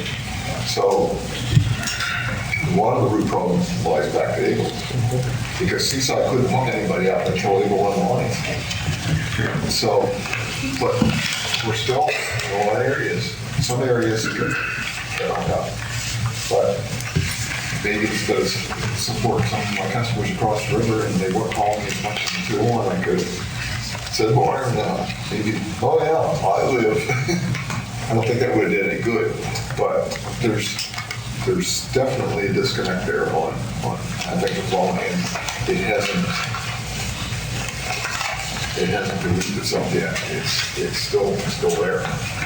And like I said, there's still this week or last week we're still working on sections one which had nothing to do with the water courses, nothing to do with the trimming courses, because that was already done 2 years ago or a year and a half ago. Anyway, so it's just more information that.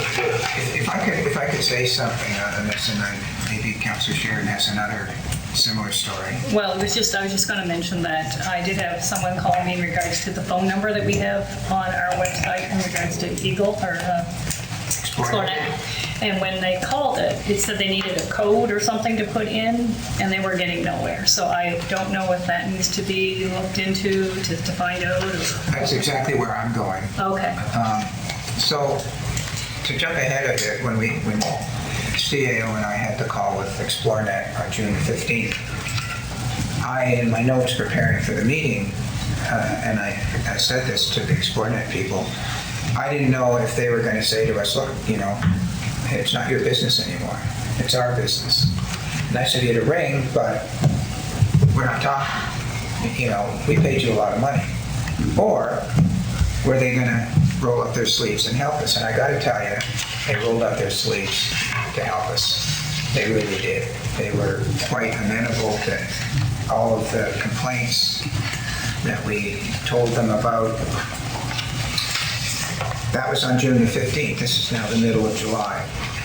Now, another month has gone by where Explorenet is running this and we're not. So they've been very good to me. I don't know if David has been in any regular contact with them. It sounds like not, but I don't know. What I'm thinking is that those of us, we're counselors, and the reality is whenever there's a problem, people tend to come to us first, right? Even if it's a federal problem or a provincial problem, or it's not a government problem, we're the ones who get the call. And so if, for example, if somebody had a complaint with Bell, would they be calling us because they couldn't get something done with Bell, which we had nothing to do with? Probably not. That's for them to work out through the CRTC with a complaint working with Bell. It's not really our business. So I'm saying that in the call that David and I had a month ago, the people from Explorenet were really ready to help, and I'm hopeful that that's continued. I know that one or two complaints I had in my district, they got solved pretty quick after that call. So I think the thing to do is, rather than necessarily funneling through the CAO, because we, the county, don't have any more really a formal relationship with Explorenet. They're being nice to us, and we have a history with them. I think that us councillors, when people get complaints, instead of going through David, we should have a contact with Explorenet. If it's the number on the website, coming back to Councillor Sheridan's point. And David, if you could confirm if they're prepared to give us contact information that we can put on our website, that us councillors, if we can either direct our our residents to this contact information, or we could even do it ourselves, but I don't really see the need to funnel it all anymore through David. I just assume we're helping our residents. Here's the contact information, do what we can. And so that's my sense, and I don't know if I'm right or wrong, but that's what I like to make sure we've got the right contact information to get to them. How does that sound to you, Dick? That's fine, and I'm happy to try to deal with these calls, but like I said, really, I haven't heard one call other than after we spoke with them on the 15th. I haven't heard one complaint about the internet since then. So, I mean, I know there's a bunch out there. I just haven't heard any. None have come through my office since that date. So. Councilor Longmire? I honestly haven't brought my complaints through because I have stayed in touch with Dean Abbas and ExploreNet, and I too have... Dean Abbas is out of it. I know that, but he was helping kind of sort through my issue personally. I see. So there was background information that he was able to share and make it more clear so that I could tell the citizens, right? Because they're frustrated, right? Mm-hmm. It's endless, the complaints, it's not just waterways, it's we don't have access, there's no agreement in place, we're working on agreements, and it's just so much noise, right? So we just want to be able to help people get internet, right? Yeah, it'll take a long time. Any other, Councilor Hudson? Yes. Just on the fourth item down, I guess, professional development related to staff evaluations, work plans. Is Louis going to be a consultant on that, or? No. So Louis came, I'm guessing, maybe between 3 and 4 weeks ago, and just had a morning session with the management team, just to talk about development work plans, performance reviews, how to do them. And so I had just asked him to come in because he has some experience with it. Any other questions for the CAO? Yes, Councilor Redden. The Annapolis County Exhibition got a hold of me this morning, and they were wondering why it sounded like we were backing out of our booth at the exhibition. Can't hear you. I'm sorry. Sorry. What you're saying. The Annapolis County Exhibition called me this morning, and they were wondering why it seemed like we were backing out of our booth at the exhibition. I'm sorry. I still can't. Our booth at the exhibition. Oh. We don't have a booth at the exhibition, I understand.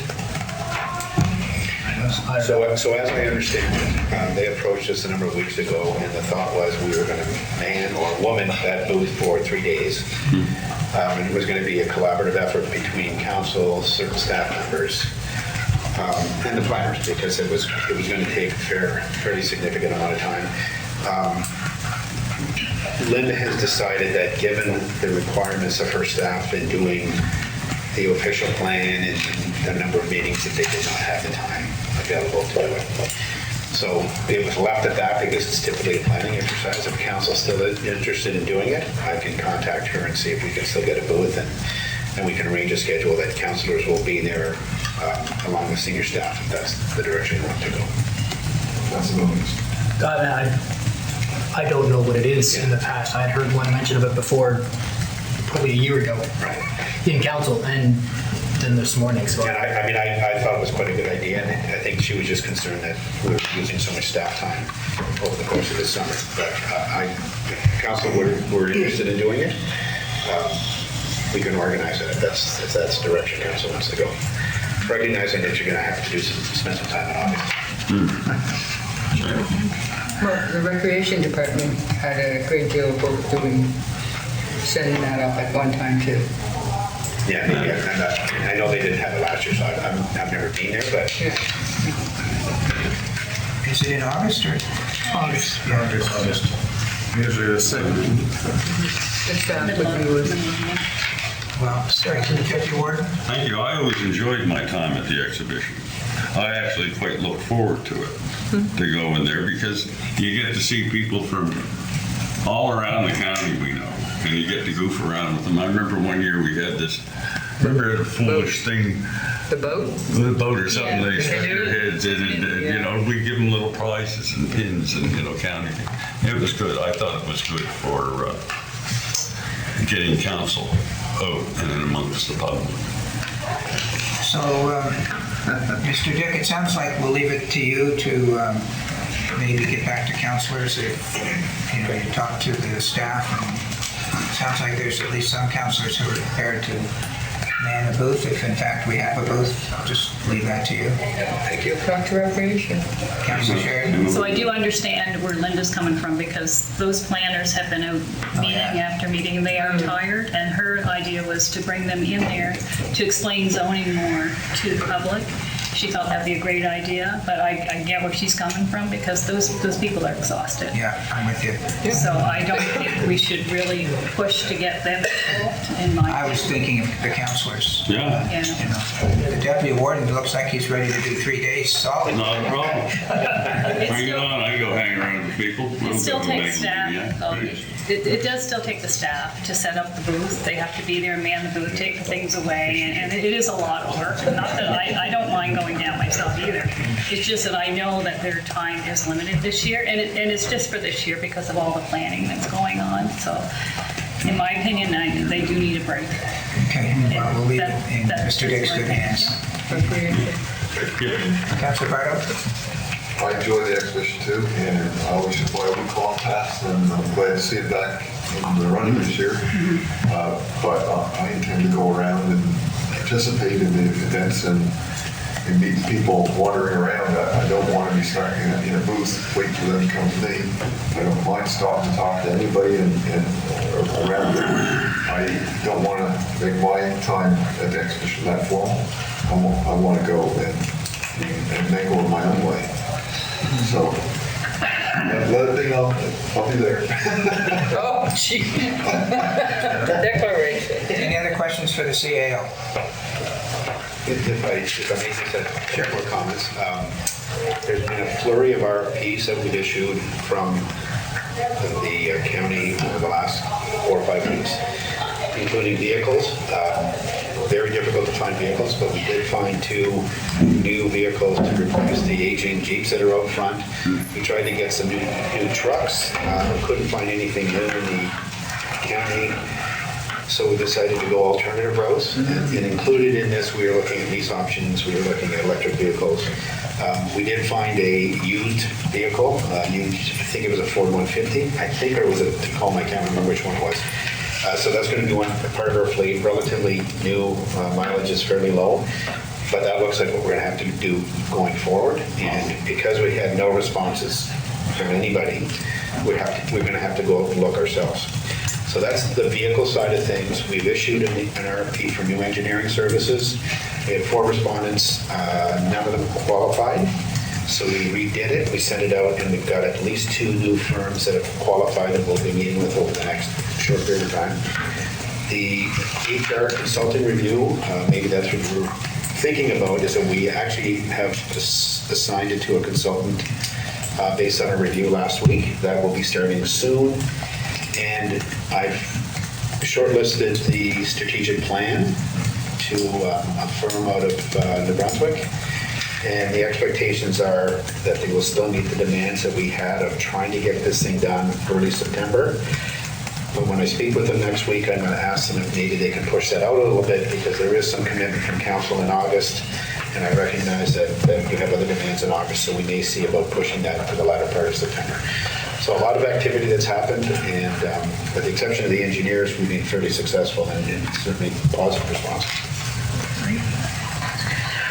And could you expand on what the engineers, the RFP, what services you're asking them to perform? We're looking at somebody that'll provide all the services, and that's one of the problems that we're having, is that many of them can't provide all the services. So we want water, wastewater, storm sewer, roads, environmental, design, and even facilities. So there's probably about 7 or 8 different services that we've asked for. And some of them are just saying, no, we can't do it. Some of them are saying, can we do it jointly with somebody else? There is a firm that has been working for us over the past number of years that has responded positively. CDCL is one. Dylan has said no, which is really surprising to me. WSP is a firm I'm very familiar with because they also provide architectural services. They've said they can provide all the services, so we're going to just sit down and go through them. And And at the end of the day, one of the problems that we have with those RFPs is that we're talking about price, and you really can't talk about price in something that's that wide open, because you may not ask them to do anything in 1 year, and you may ask them to do 7 or 8 things in the second year. So it's really difficult. And the other thing is that it's kind of hard to look at what the pricing is, because some engagements might take 7 or 8 hours of a senior partner's time and 300 hours at a junior's time. So it's really hard. It's not like an audit or banking services or even legal fees to a certain degree. Engineering is all over the map. So when we get to it, Jim and I will sit down and interview the successful candidates. And at the end of the day, it comes down to relationships. And who do you think you can work with? And that's really going to be Jim's call as opposed to mine. He works with not so much me. So hopefully that'll be done in the next month or so. Thank you. Any questions arising out of that? If not, we'll go to the warden's report. The first item I was going to report on was the Zoom meeting that David and I had with the ExploreNet officials. We explained the complaints that we were receiving, and my report is they understood. And as I said earlier, I really got the idea that they are committed to solving the problems and moving ahead. I myself, as I said, the people in my district who had complained did get serviced. So hopefully things are moving along more expeditiously now than a month ago. Next, along with the CAO, I met with representatives of the Fire Chiefs Association, and we dealt with that issue to some degree at the council meeting, one of the meetings anyway. We've had a lot of meetings recently. Now, over the past, I'm going to say 3 weeks, I've had a number of meetings, some in person, some by Zoom, many emails with representatives of the Nova Scotia Health Authority, Western Section, representatives of the Annapolis Royal Health Centre, representatives of local doctors, representatives of Town of Annapolis Royal regarding the emergency department services at the Annapolis Royal Hospital for July and August. And there were a lot of meetings and discussions. The bottom line is that the emergency department at what I refer to as the Annapolis Royal Hospital will be closed from July and to mid-August.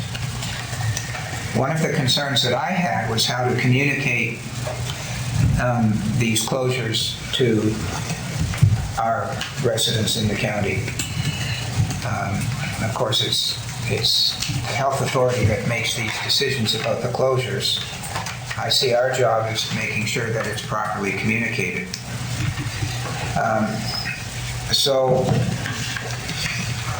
I did get an email this morning from the administrator at the hospital saying that she was prepared to come today to discuss the closures. But late last week, she did send me this public service advisory, which I'm about to read for the public that's watching, so that they get an understanding of what the situation is. At the Zoom meeting last week, I purposely asked the administrator of the hospital what will happen when somebody walks into the emergency department at the Annapolis Royal Hospital next week, expecting to find a doctor. What will they be confronted with? What will happen? The answer was along the lines that if it's serious, they're to call 911, and otherwise try Digby Hospital, which is sporadically open and closed, is my understanding, or go to Middleton, which is open from 7:30 to 1:30 in the emergency department. So I'm about to read the public service advisory that I'd like to perhaps put on our website. Excuse me, sir. Yeah. They didn't say they'd just be turned away? No, and you were on the call, right? And my idea, what the understanding I got is that there is a person, when you walk in, there's a little fella there to the left. That person would, I was hopeful they'd have a sheet to give to the person about what to do. I don't think that's been done. But that person would deal with the person coming in the door. And I have a recollection that there might be a nurse available to triage but there is no emergency services. Did I get that? Yeah. So this is as of Friday, July the 8th, which is last Friday. The Collaborative Emergency Center at Annapolis Community Health Center continues to face challenges related to medical staff availability. Given this situation, the CEC will be closed 24 hours a day for the month of July. Other services at the health center remain open, so that would include taking blood and x-rays. Nova Scotia Health is continuing to explore ways to mitigate this disruption in services. We will share information if there are any changes to this schedule. As always, anyone with urgent medical needs should call 911. People in the area can also visit the nearest emergency department, such as DB General Hospital's emergency department. For general health advice and information, call 811, which is a service offered 24 hours a day, 7 days a week by experienced registered nurses. It is important for people to know how to access primary health care services and other options. For example, the document Where to Go for Healthcare link is a helpful guide to accessing healthcare services. Virtual Care Nova Scotia, which is a link, provides free temporary access to primary medical care for people on the Need Family Practice Registry. Through Virtual Care Nova Scotia, people on the registry can make a same-day virtual medical appointment for their health needs. The mental health crisis line can also be reached 24/7 by calling 1-888-429-8167. Mental health tools and resources are online, and there's a link. And all temporary closures can be found online, and a link to Nova Scotia Health. So that's where we are with respect to the Annapolis Royal Hospital Emergency Department until mid-August. And to be honest with you, I don't know what will happen in mid-August. But they only say July. July, no, to mid-August. For the month of July, you're right, they did say month of July, but in the communications we've had, it's to mid-August. Councilor Bardo? Just future reference, it's the Annapolis Community Health Center. Yeah. It's not the model hospital. I know. Yeah, but everybody calls it the hospital. Yeah. I call it ACHC. Councilor Longmire? Councilor Longmire, you want to say Yeah, something? thank you. I would like to see them update the sign that is outside on their property, because that's often where people will learn that it's closed. And if it's going to be a full-on month of July or partial August, it needs to reflect that, because people do show up and park, and then they have to pay to get out, and so it does interrupt that. They really discourage people calling to find out if they're opened, and that whole business around they can visit the next closest facility. It's better to, and I mean, I know this is internet driven, but temporary closures. So the Nova Scotia Health temporary closures gives a list of all the sites that are open and closed daily. They should be encouraged to, anyone who has internet should be encouraged to look at that, even the night before or the day of, just there's lots of options, but the sign in front of the building needs to be utilized, and oftentimes it's not. Is there an electronic sign there? It's not electronic, they have to put the letters up. Oh, I see. Yeah, but at least it's right there on the roadside, and people going by can at least report back to their families it's closed, right? Yeah, so when I communicated with Brianna, I forget her last name. Thibodeau, this morning, and I said, we've got an agenda, we're going to deal with it, but I'll bring this up. She gave me her cell phone number to call her if there was an immediate question, so I can call her, but I will undertake to call her after the meeting and make that suggestion about the sign. And maybe they are going to, right? I'll call her. Sure. Anybody else, Deputy Warden? Thank you. If they're going to keep the emergency room closed, will they be keeping an ambulance in the area? Because you see what's happened here lately is a lot of the emergencies that we have, people around here have been waiting an hour, 2 hours for an ambulance to come by. And if there's not going to be an emergency department, and there is an emergency, it would be nice to know that at least ways there would be an ambulance in the area. It Because was they are our discussed first in one responders. of the meetings, and I had so many I tend to forget, and I don't know if David recalls, but my understanding is no, there will not be an ambulance purposely dedicated to the Annapolis Royal Hospital. If you really have an emergency, you call 911 and they'll send an ambulance as soon as they can. That's my understanding. Is that yours, David? Yes, and if you're thinking 1 to 2 hours, that's pretty optimistic. From what they're saying, it's a lot longer than that. And typically how ambulances work is they're in districts, and as this one moves out, this one's supposed to backfill this one. I guess from the conversation we had, my gut saying is if you need to go, don't wait for an ambulance. Yeah. Get your own transportation. There you go. Just be given the door. Councilor Cotw? Well, no, yes, I had an experience with 911 a week ago with a gentleman at a restaurant, and they told me the ambulance was coming from the Middleton base, in which I could throw a rock and hit right there, and it was an hour. And the problem is that you stated the Middleton emergency rooms open from 7:30 to 1:30. and they closed it at 11 because they were full. So they want to make sure they get them people out of there by 1:30. So true in a sense, they it's open to 1:30, but the doors were locked at 11 o'clock. So I mean, for someone that thinks that it's open till then, get there and the doors are locked and can't get in,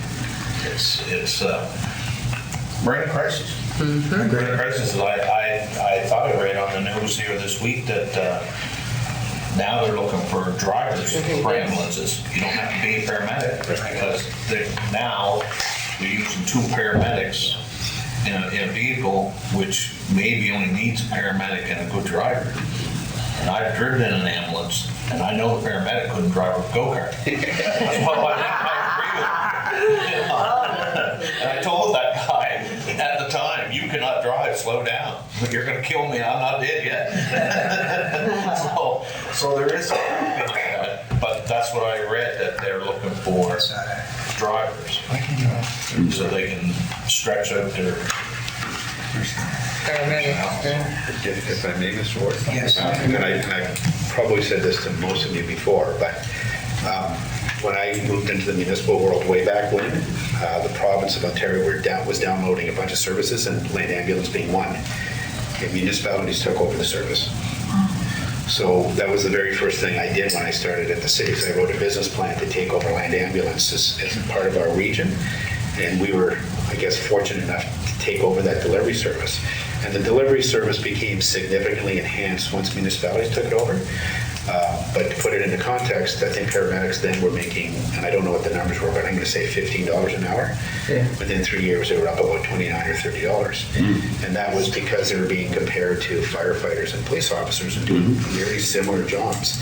But the cost associated with it was significant, and a lot of that was at the municipal level, of course. We got provincial funding, and the service was probably 10, 20-fold better, and still it wasn't good enough. So it's a, you know, and I don't want to steal your words about it being a crisis, but that's one of the biggest problems I'm thinking we're having with the services now, is that you can't get people in and out, and ambulances end up staying at the primary care places until the patients are through the system, and it's just an ambulance staying there that's not having any use. That's right. Anyway, so there's a lot of complexities that are far beyond my ability to think of them, but. I'll continue with my report. I received at the break today a letter from the UARB extending the time that we have to complete the planning process and the governance review to June 30th. So that came in during the break.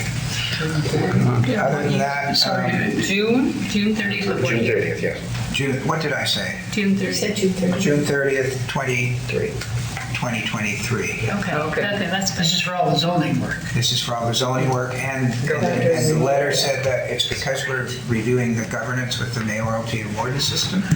It's on that basis they gave us the extension. Good move. You can submit it earlier than that. There's no penalty for turning in your No homework penalty. early. Early submission. Other than that, it was the usual stuff during the month, signing checks, approving expense accounts, meetings with the CAO and staff about various matters, discussions with councilors, and monitoring the legal matters. So that's my report for the month. Any questions? We'll move along. What's next? The King's Transit Authority report.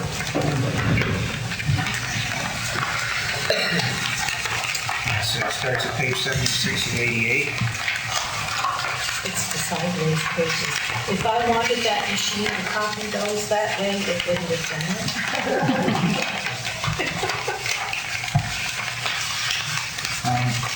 Councilor LeBlanc, you're the one on the hot seat. If there's any questions, is that right? None for long. Are there any questions? Actually, I'd like to give some information just for viewers as well that are watching and listening. The youth summer plan for the bus transit is at $40, and you pay $40 and you get on the bus every day of the week, as many times as you want, on and on. So that's for the youth. It's $10 more than it was the previous years. The next aspect was they're looking the NSVC is doing a study on for the buses for the electric part of it, but they're going to be looking at possibly a hybrid electric bus because they can't. It almost has been determined that we're close to the fact that we can't use electric buses in our area because of the distances that are traveled. So they're looking at that, and they're having studies being done with that. Other than that, if we're looking at the prices of gas, you like looking at that? Yeah. Well, it would be great if it would stay a little bit. We had a 20% increase from last year, and so it was actually budgeted at 1.56, and well, you know where the gas prices have gone beyond that right now. So we're definitely going to be over in the cost of fuel, no matter how we look at it, unless it keeps going down from here. Yeah, I'd laugh about that too. Thank you. Are there any questions for staff or for Councilor LeBlanc? I just had a short question. I noticed from the report that it looks like we're going to have a deficit of $14,000. Oh, that's just on gas. Fuel. Have we budgeted for that, or is this going to come out of reserves, or how's that going to be handled? It's not been budgeted on our end. Mr. Dick? We're doing a budget variance analysis for the first 3 months that we'll present to council in September. And if there's mitigation needs, then we will identify. Great, okay. Any other questions? Deputy Warden? Thank you. That's just for the west, here, the west end of the Annapolis Valley, or for The Annapolis, the 14,000? Yeah, us. 14,000, that's just up, not overall. And the other question, if I may. Sure. If I may. The building they talk about in here that's got a drainage problem around it, that's in Kingston? No, that's in the Kings one. County, or? Yes, that's the bus garage. Okay, that bus garage is in New Mine. Yes, what was it? The Chev dealership, wasn't it? Yeah. You remember where And that we do was? the maintenance to that. Well, We'll be on the hook maintenance for that. has to be done, and we pay part of it in our,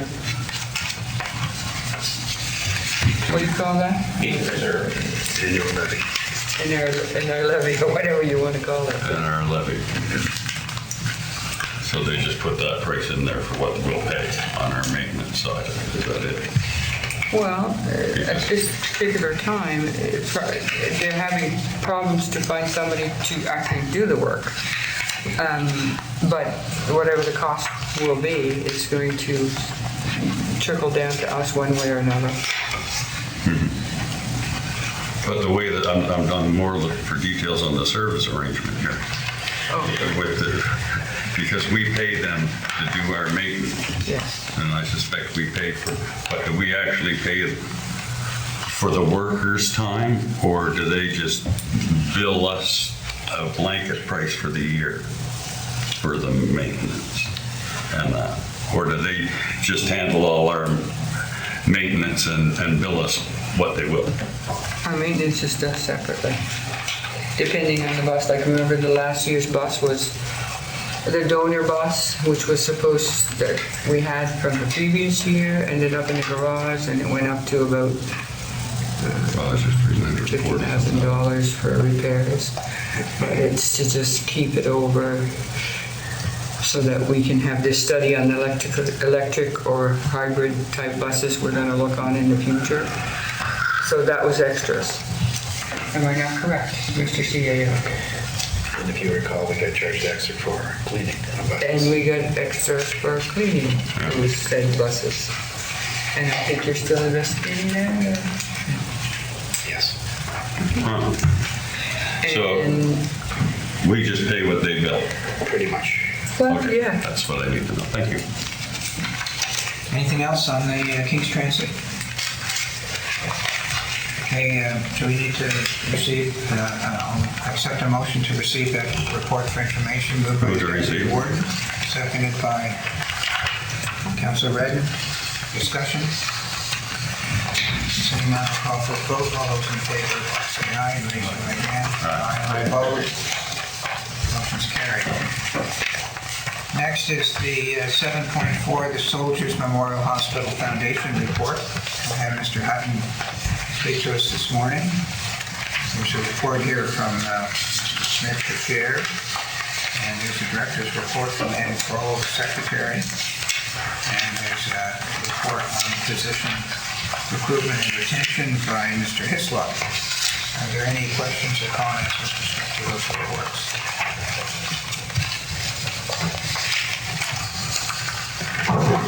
Seeing none, I'll ask for a vote, a motion to receive for information. Right here. Moved by the Deputy Warden. Is there a seconder? Seconded by Councilor Sheridan. Any further discussion? Seeing none, I'll call for the vote. All those in favor say aye. Aye. Opposed? Motion's carried. All right, we're down to the in-camera part of the meeting. We've got contract negotiations and personnel. Moved by the Deputy Warden to go in camera for those purposes. Is there a seconder? Councilor LeBlanc, seconds. Discussion? Seeing none, all those in favor say aye. Aye. Opposed? It is carried. We are now back in the public session of the meeting today, and as we go in camera, there's also an item regarding litigation under the Municipal Government Act that we will be discussing. So I'll entertain a motion to go in camera. Moved by the Deputy Warden, seconded by Councilor Longmire. Any discussion? Nope. Seeing none, all those in favor say aye. Aye. Opposed?